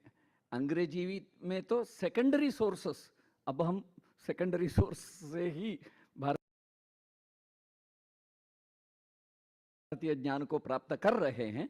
इस संदर्भ में भारतीय भाषा और भारतीय ज्ञान परंपरा, इस संदर्भ में दोनों वक्ताओं ने बहुत अद्भुत प्रस्तुति किया। मेरा इतना इस प्रकार का नहीं होगा, फिर भी मैं दूसरे संदर्भ में अब प्रस्तुति करने जा रहा हूं। अब ये जो माननीय प्रधानमंत्री जी तो बार बार बोलते हैं कि टेक्निकल एजुकेशन, मेडिकल एजुकेशन इत्यादि सभी प्रोफेशनल एजुकेशन भारतीय भाषा में होना चाहिए। ऐसे कई विचार उन्होंने हमारे सामने रखते हैं।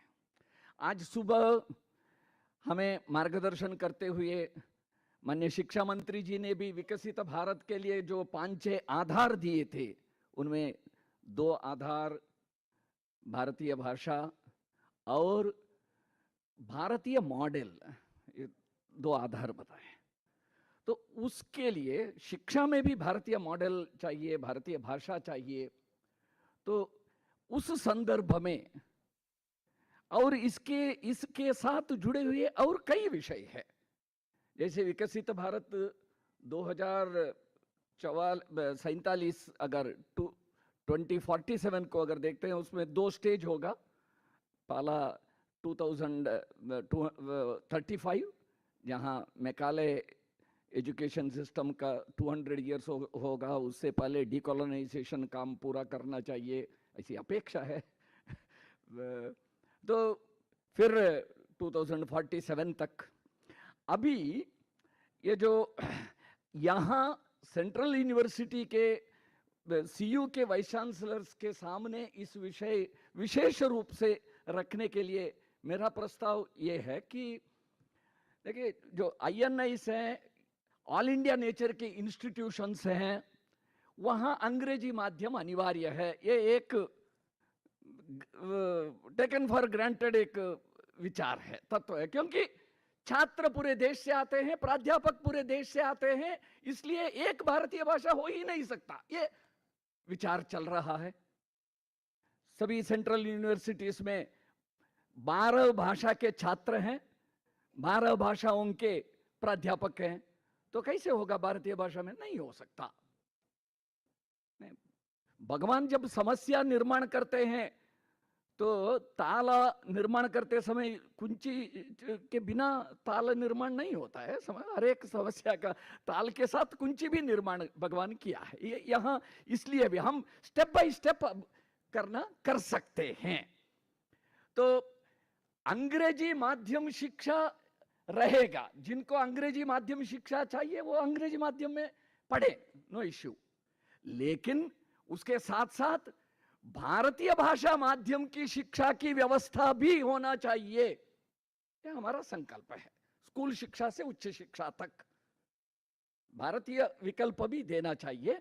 और उसके लिए last year a policy decision was taken. It has been decided that the textbooks and study material of every course being offered in India at all levels of education will be made available to students in local language also, any of the 8 scheduled languages, along with the existing study material through digital platform by the universities, INIs and other HIIs within the next 3 years. This is the policy decision.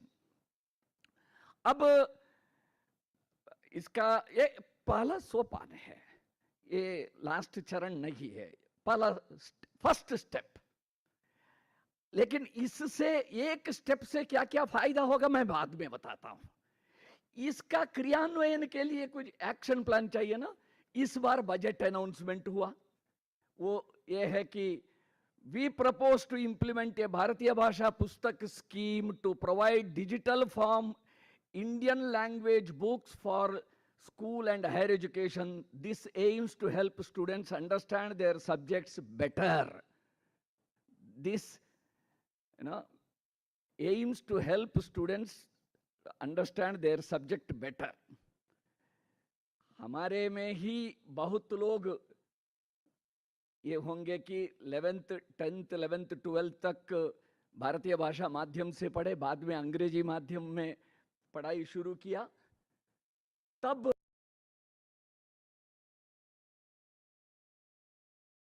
माध्यम पुस्तक लाके school में अंग्रेजी माध्यम रहता था, घर में भारतीय भाषा पुस्तक पढ़ के विषय समझते थे। विषय समझने के लिए माध्यम भाषा कोई भी हो तो छात्रों को हमें उनकी भाषा में ये देना चाहिए। तो ये पुस्तक परियोजना में हम 3 लाख पुस्तक, हाई क्वालिटी पुस्तक भारतीय भाषा में, अंग्रेजी में जिस क्वालिटी का पुस्तक है उसी क्वालिटी का पुस्तक हमें भारतीय भाषा में भी देना चाहिए। तो high quality digital books in 22 scheduled languages of all the courses offered in school and higher education at every level to be made available through dedicated portal already developed by Inflibinet and mobile app. ये योजना है, इसका क्रियान्वयन पूरे देश में होगा, लेकिन पूरे देश को एक रोल मॉडल के नाते हमें सेंट्रल यूनिवर्सिटी में आदर्श रूप से इसको क्रिया रूप में लाके हमें दिखाना है। इसके कुछ 10 मुख्य बातें मैं रखता हूं, शेष आगे आपको बताया जाएगा या प्रश्नोत्तर में। पुस्तक यानी स्टडी मटेरियल होगा, अगर माइनर कोर्स है तो 2 क्रेडिट, 1 क्रेडिट, 4 क्रेडिट कुछ होगा तो उसमें छोटा स्टडी मटेरियल होगा, स्टडी मटेरियल के रूप में, या टेक्स्ट बुक हायर एजुकेशन में नहीं बोलते हैं, फिर भी टेक्स्ट बुक या रेफरेंस बुक, जो पुस्तक 2-3 सेमेस्टर में चल सकता है। तो इस प्रकार के 3 प्रकार के पुस्तकें होंगी। पुस्तक निर्माण करने के लिए 2 अप्रोचेस होंगे। ओरिजिनल राइटिंग होगा, विच इज प्रिफर्ड, हम वही चाहते हैं, उद्देश्य भी है इसमें। ट्रांसलेशन भी होगा। उसका ये कारण भी है, 12 भाषाओं में विपुल मात्रा में पूरे देश में विश्वविद्यालय में पाठ्यक्रम 12 भाषा क्षेत्र में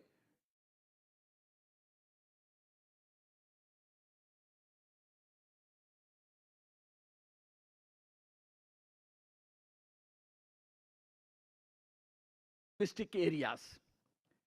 बाकी 10 भाषाएं जो हैं, जैसे कोंकणी, सिंधी, डोगरी, कश्मीरी,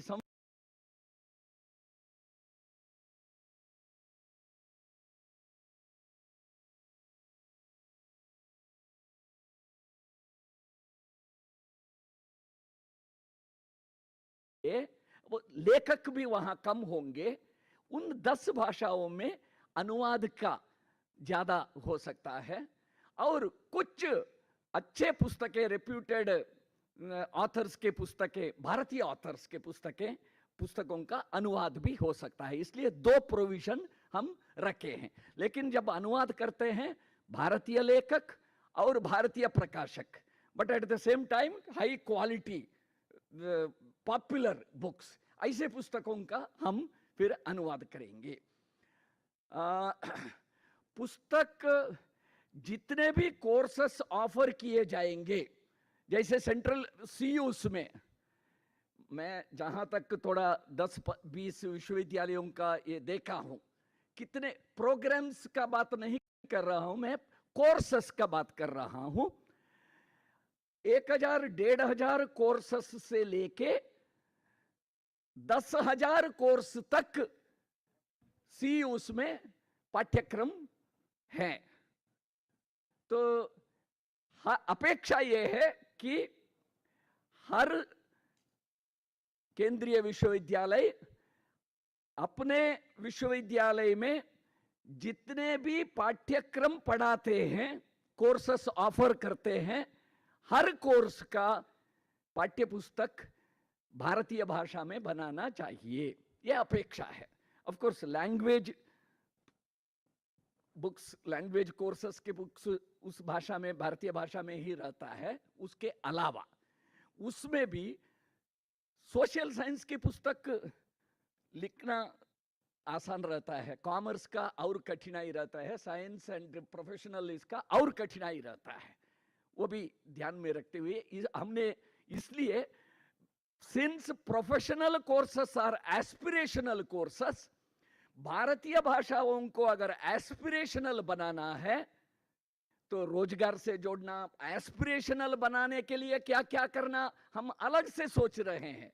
एंटायर भारतीय भाषा अब सब जगह, सब डोमेन्स ऑफ लैंग्वेज यूज में इंग्लिश इकोसिस्टम है, तो इंग्लिश सेंटर्ड इकोसिस्टम है, तो हम स्लोली स्टेप बाय स्टेप भारतीय भाषा इकोसिस्टम भी क्रिएट करेंगे।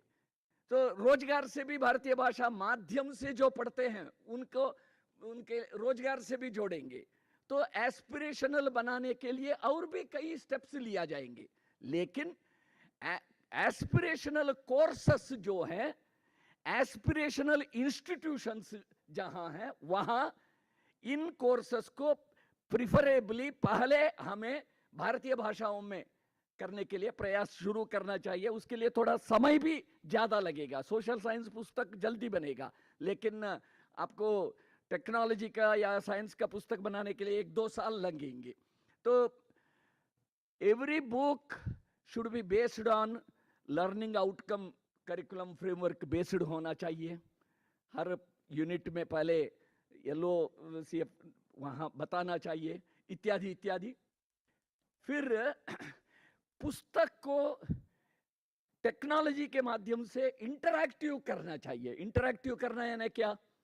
तो जहाँ जहाँ कुछ कॉन्सेप्ट है उसके लिए कहीं स्वयं प्लेटफॉर्म में या और कहीं वीडियोस अवेलेबल है, उसका लिंक देना QR कोड से, या प्रोबेबल हर यूनिट के बाद प्रोबेबल क्वेश्चंस एंड आंसर्स ये हो सकता है, कुछ क्विज हो सकता है, ऐसे एडिशनल इंफॉर्मेशंस का ये लिंक देना इत्यादि इत्यादि। फिर हर एक पुस्तक में 2 बातें होना चाहिए। IKS इंटीग्रेशन होना चाहिए। IKS इंटीग्रेशन यानी मान लीजिए ऑर्गेनिक केमिस्ट्री का पुस्तक है, organic chemistry, Indian philosophy of organic chemistry, organic chemistry के संदर्भ में भारतीय जीवन दृष्टि क्या है, वो पुस्तक के प्रारंभ में हमें इंट्रोडक्शन के रूप में देना है। फिर उस संदर्भ में उस टेक्स्ट बुक के जितने भी यूनिट्स हैं, उस यूनिट्स के बारे में प्राचीन भारतीय साहित्य में कहीं कुछ उल्लेख मिलता है, history, Indian history of that subject should also be integrated along with that wherever possible, as much as possible. ये IKS इंटीग्रेशन हो गया। ये जो नए पुस्तकें लिखे जाएंगे इसका यूनिक फीचर वही है, LOCF आधारित है, NEP के, फिर IKS इंटीग्रेशन है। तीसरा, सभी भारतीय भाषाओं में जितना मात्रा में संभव है उतना मात्रा में टर्मिनोलॉजी थोड़ा यूनिफॉर्म रहे, इसके लिए भी कुछ योजना चल रही है। बातचीत बाद में हम विस्तार से बाद में चर्चा करेंगे।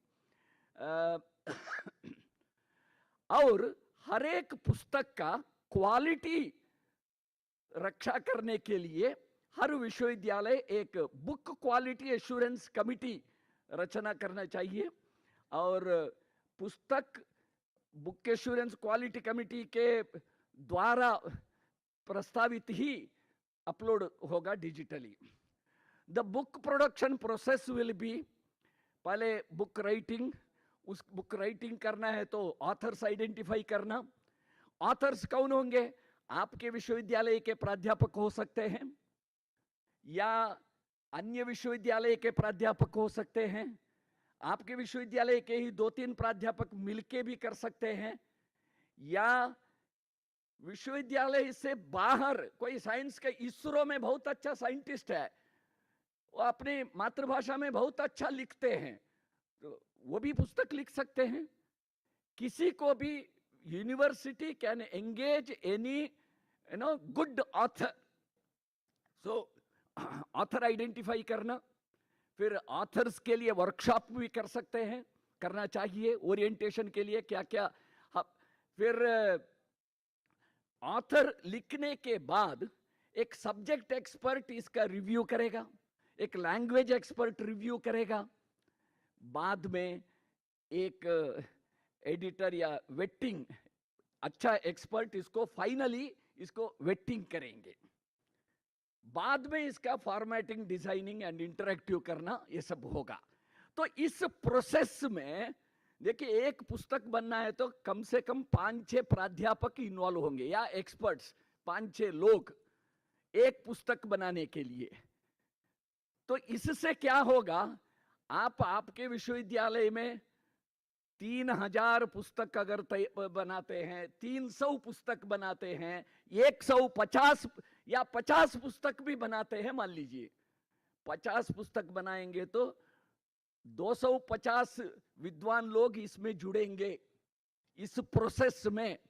इससे क्या होगा आप सोचिए, पूरे देश में हम 3 लाख पुस्तक अगले 3 साल में निर्माण करेंगे, प्रकाशित करेंगे। 3 लाख पुस्तक बनाने में 15 लाख प्राध्यापक इस प्रोसेस में इन्वॉल्व होंगे। इसका मतलब है 15 लाख प्राध्यापक भारतीय भाषा में अपस्किलिंग होगा उनका, भारतीय भाषा में भविष्य में पढ़ाने के लिए भी वो तैयार हो जाएंगे, और पूरे देश में सभी के बीच में इसके बारे में बहुत चर्चा होगी। भाषा के बारे में, विषय के बारे में, शब्दों के बारे में बहुत बड़ा एकेडमिक चर्निंग होगा, समुद्र मंथन होगा। भारत में शैक्षिक समुद्र मंथन होगा और इसके वस्तुतः इसके द्वारा एक ट्रांसफॉर्मेशन आएगा, एकेडमिक ट्रांसफॉर्मेशन आएगा पूरे देश में, शिक्षा क्षेत्र में फिर से चैतन्य निर्माण होगा।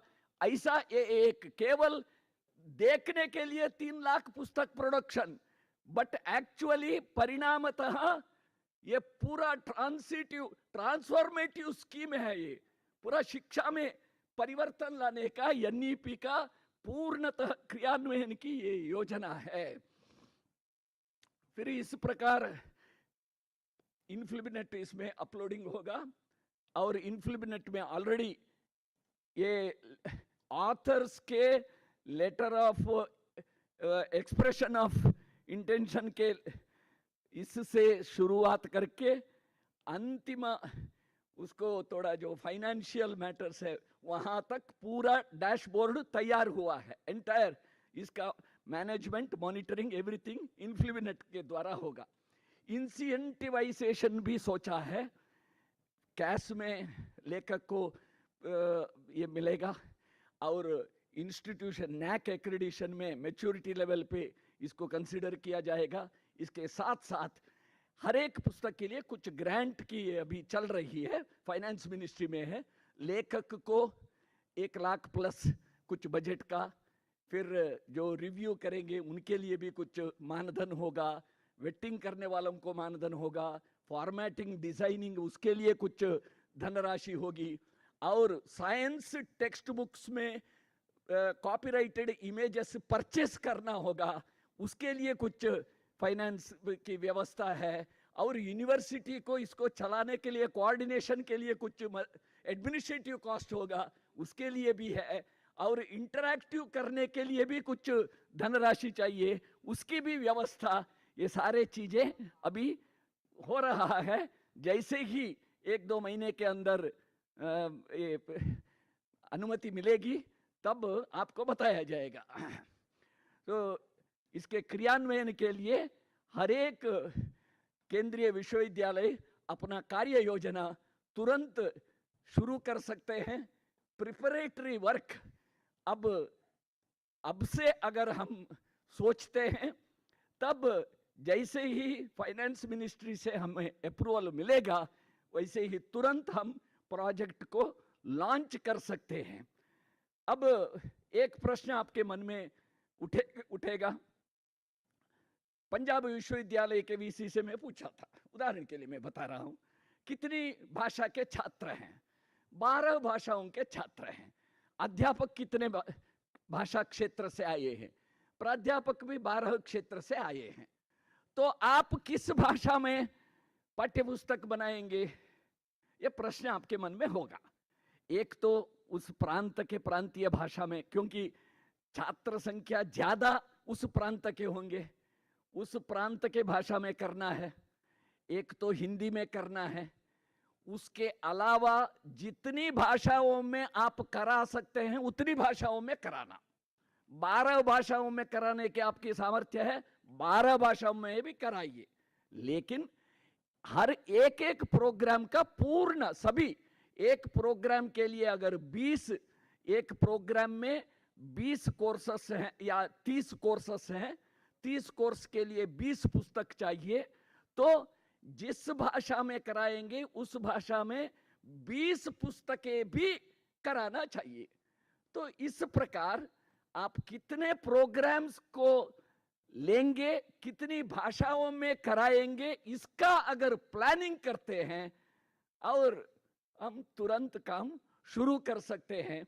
जैसे मैंने कहा, अंत में एक ही निवेदन करना चाहता हूं। यह एक भारतीय भाषा पुस्तक परियोजना ये जो है, ये केवल भारतीय भाषाओं में पुस्तक तैयार करने की योजना नहीं, इस पुस्तक निर्माण के द्वारा भविष्य भारत का हमें निर्माण चाहिए, करना चाहिए। भविष्य भारत में जो भव्य भारत का, विकसित भारत का हम संकल्पना करते हैं, वो भारतीय भाषाओं के आधार पे होगा, भारतीय ज्ञान परंपरा के आधार पे होगा, भारतीयता के आधार पर होगा, भारतीय मॉडल के आधार पर होगा, तो उसके लिए भारतीय भाषा में शिक्षित लोग चाहिए हमें। बहुभाषी एक व्यक्ति बहुभाषा में, भारतीय भाषा में सामर्थ्यवान लोग चाहिए, भारतीय भाषा में सोचने वाले लोग चाहिए, भारतीय भाषा में सोचने वाले ऐसे युवाओं को हम इस योजना के माध्यम से निर्माण करेंगे। ऐसे एक श्रेष्ठ विकसित भारत का, नव भारत का पुनर्निर्माण करेंगे। इस निवेदन के साथ मैं विराम लेता हूं। धन्यवाद श्रीमान। अभी प्रश्नोत्तर काल है। कृपया आप अपना परिचय के साथ विद्वानों के समक्ष अपना प्रश्न प्रस्तुत करें।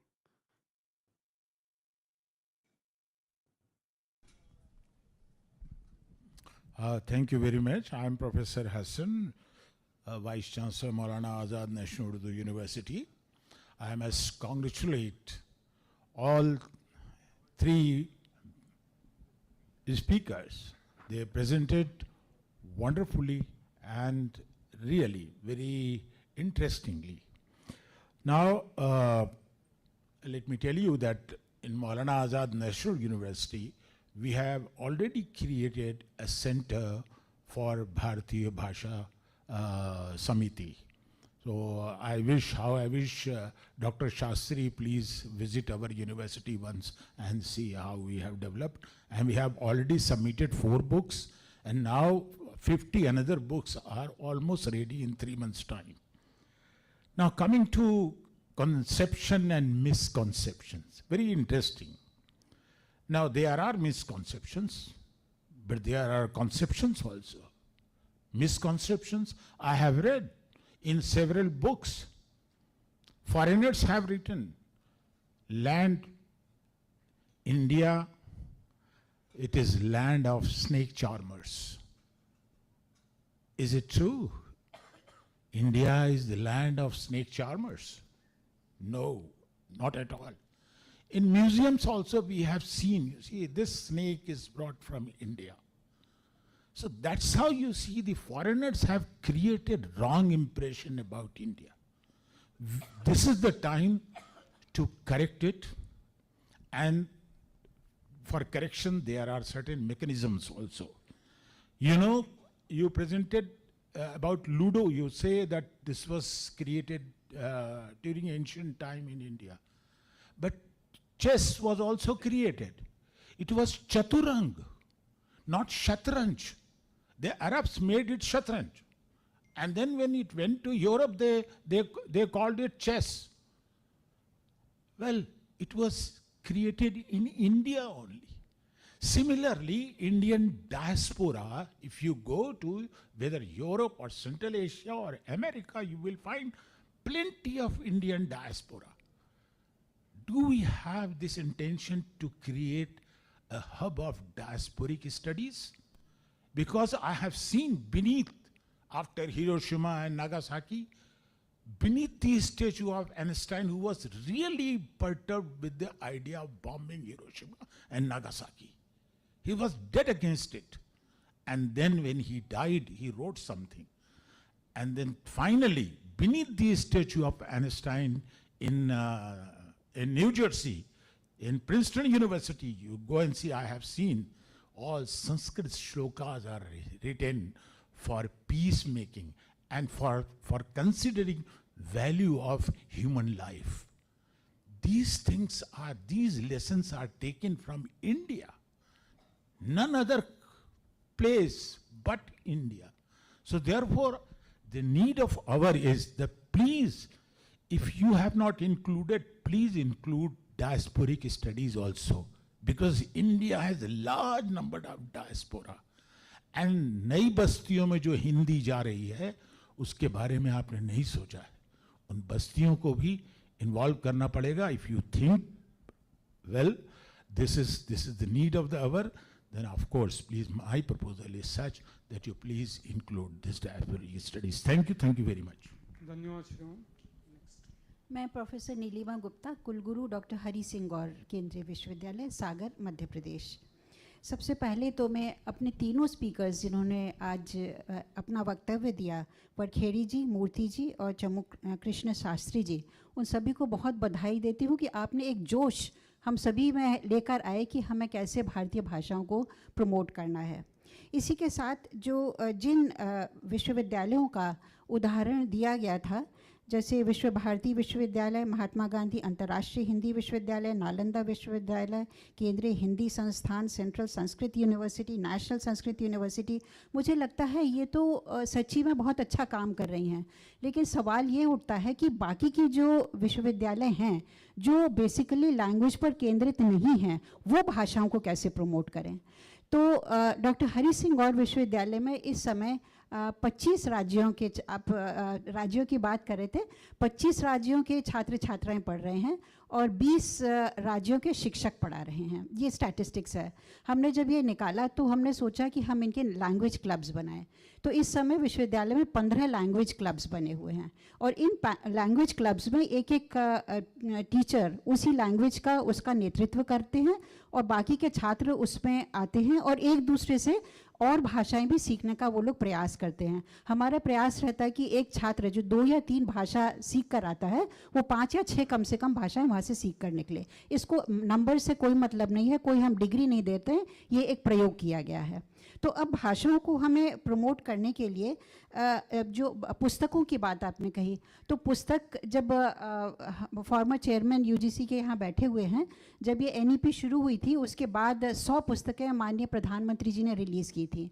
उस समय हमने बार बार बैठक करके अपने शिक्षकों को प्रेरित किया और जैसा आपने कहा कि हम लैंग्वेज में तो पुस्तक लिख सकते हैं या लैंग्वेज में हम उसके बारे में ट्रांसलेट कर सकते हैं, लेकिन जो विषय है हमें चाहिए भाषा और विषय का कैसे ज्ञान आएगा। तो हमने ये जो प्रयोग किया, 12 जो पुस्तकें दी जो जिस विषय के शिक्षक थे उन्हीं से हमने ट्रांसलेट कराई और बहुत सुंदर पुस्तकें हम उससे निकल कर आई। तो इसीलिए हमारे यहाँ जो भी शिक्षक हैं अलग अलग भाषाओं के, यदि हमें उन्हें हम प्रोत्साहित करें कि आप अपनी भाषा में अपने ही विषय का लिखिए, तो मुझे लगता है कि हमें रिजल्ट्स ज़्यादा अच्छे मिलेंगे। हम सभी ये करने में हम सक्षम हैं। राष्ट्रीय शिक्षा नीति इंटरप्रिटेशन और ट्रांसलेशन सेंटर्स की बात करती है।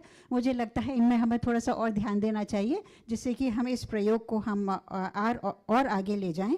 और अवश्य ही यदि हम इस तरह से एक प्रयोग करते हैं तो हम भारतीय भाषाओं का एक इकोसिस्टम बनाने में अवश्य ही सफल होंगे। ये मेरे थोड़े से सुझाव थे। धन्यवाद।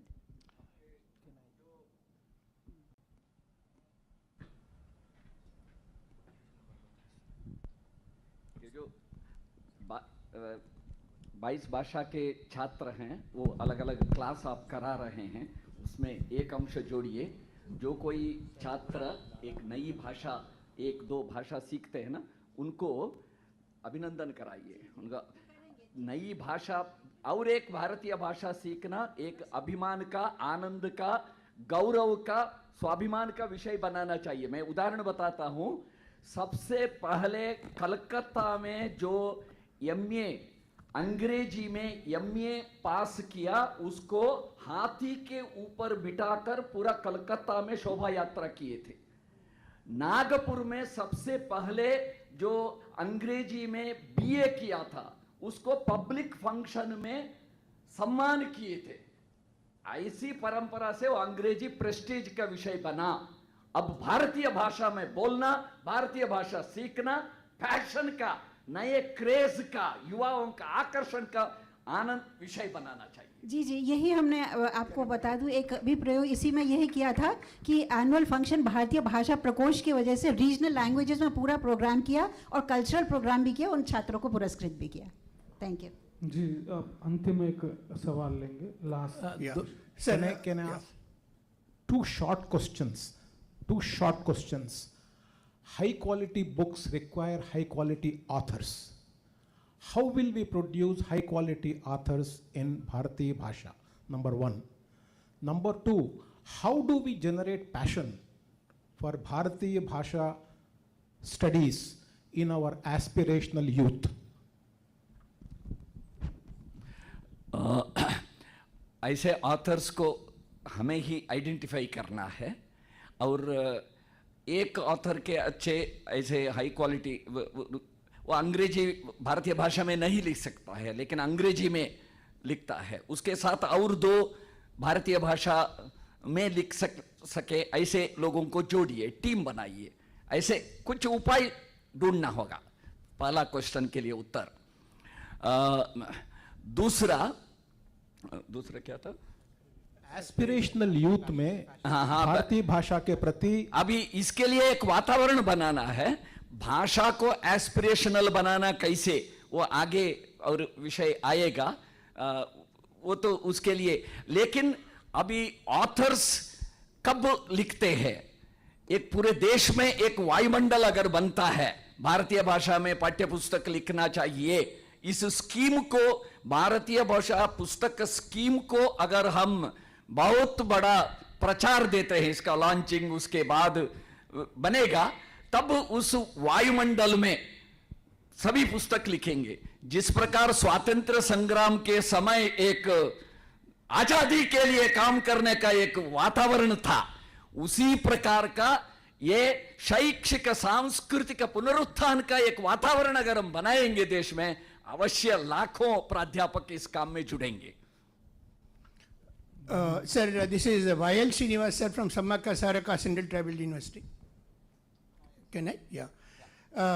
Congratulate all of you for making wonderful, very eloquent presentations. Just add one point to whatever you said. In addition to the 22 languages that we are talking about, the Indian languages, wherever possible, we can translate these texts into tribal languages. Wherever possible. That also, bring in 2 things. One, inclusivity, and also empower the tribals, to pursue education in their own language. Thank you, sir.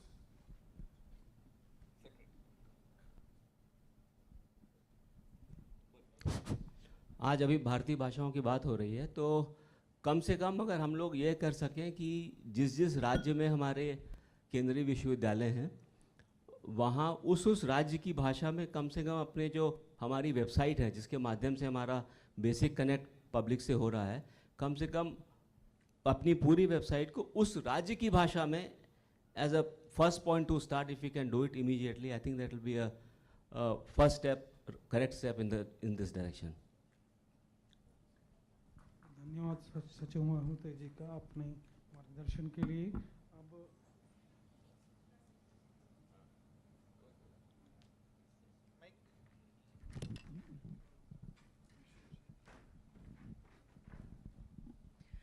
नमस्कार। इस session में बहुत उत्साह भर दिया है भारतीय भाषाओं को लेकर सबके मन में। मैं सिर्फ एक सूचना आपके साथ साझा करना चाहती हूँ महात्मा गांधी अंतर्राष्ट्रीय हिंदी विश्वविद्यालय की। 2018 में वहाँ अनुवाद संघ बनाया गया था, जिसमें कि 1800 ट्रांसलेटर्स ने रजिस्टर्ड किया था अपने को, और उसमें 66 जो है वो भारतीय भाषाएं और बोलियां थी जिसके ट्रांसलेटर उसमें रजिस्टर्ड हैं। इसके अलावा फॉरेन लैंग्वेजेस भी हैं। तो इस समय वो एक्टिव नहीं है, लेकिन उसमें उन्होंने काफ़ी विश्वविद्यालय के लोगों को जोड़ा था, और मैं चाहती हूँ कि उसको मैं फिर से एक्टिव कर सकूँ। तो ये इसलिए मैं सूचना साझा की है आपके साथ। आप सबका सहयोग रहेगा तो उसको मैं आगे ले जाना चाहूँगी। सर ने जो ट्राइबल लैंग्वेज की बात की है, तो केवल जानकारी के लिए बता रहा हूँ कि केंद्रीय हिंदी संस्थान आगरा ने लगभग 65 लैंग्वेज, ट्राइबल लैंग्वेज भी उसमें इंक्लूड है, 16 आदिवासी भाषाएं हैं जिसकी लर्निंग डिक्शनरीज तैयार की है। तो वो आपको बहुत मददगार इसके लिए हो सकती है। और उसके अलावा लगभग 125 भाषाओं के लोक साहित्य कोश केंद्रीय हिंदी संस्थान आगरा तैयार कर रहा है, जिसमें लोकगीत है, लोक कथा है, लोक नृत्य है और बाकी सारी लोक संस्कृति है। धन्यवाद सभी को। इस सत्र के विषय विशेषज्ञ एवं सभी विश्वविद्यालय के कुलपतियों को सभी को धन्यवाद करते हुए, आप सभी से प्रणाम करते हुए इस सत्र का समापन की घोषणा कर रहा हूँ। धन्यवाद।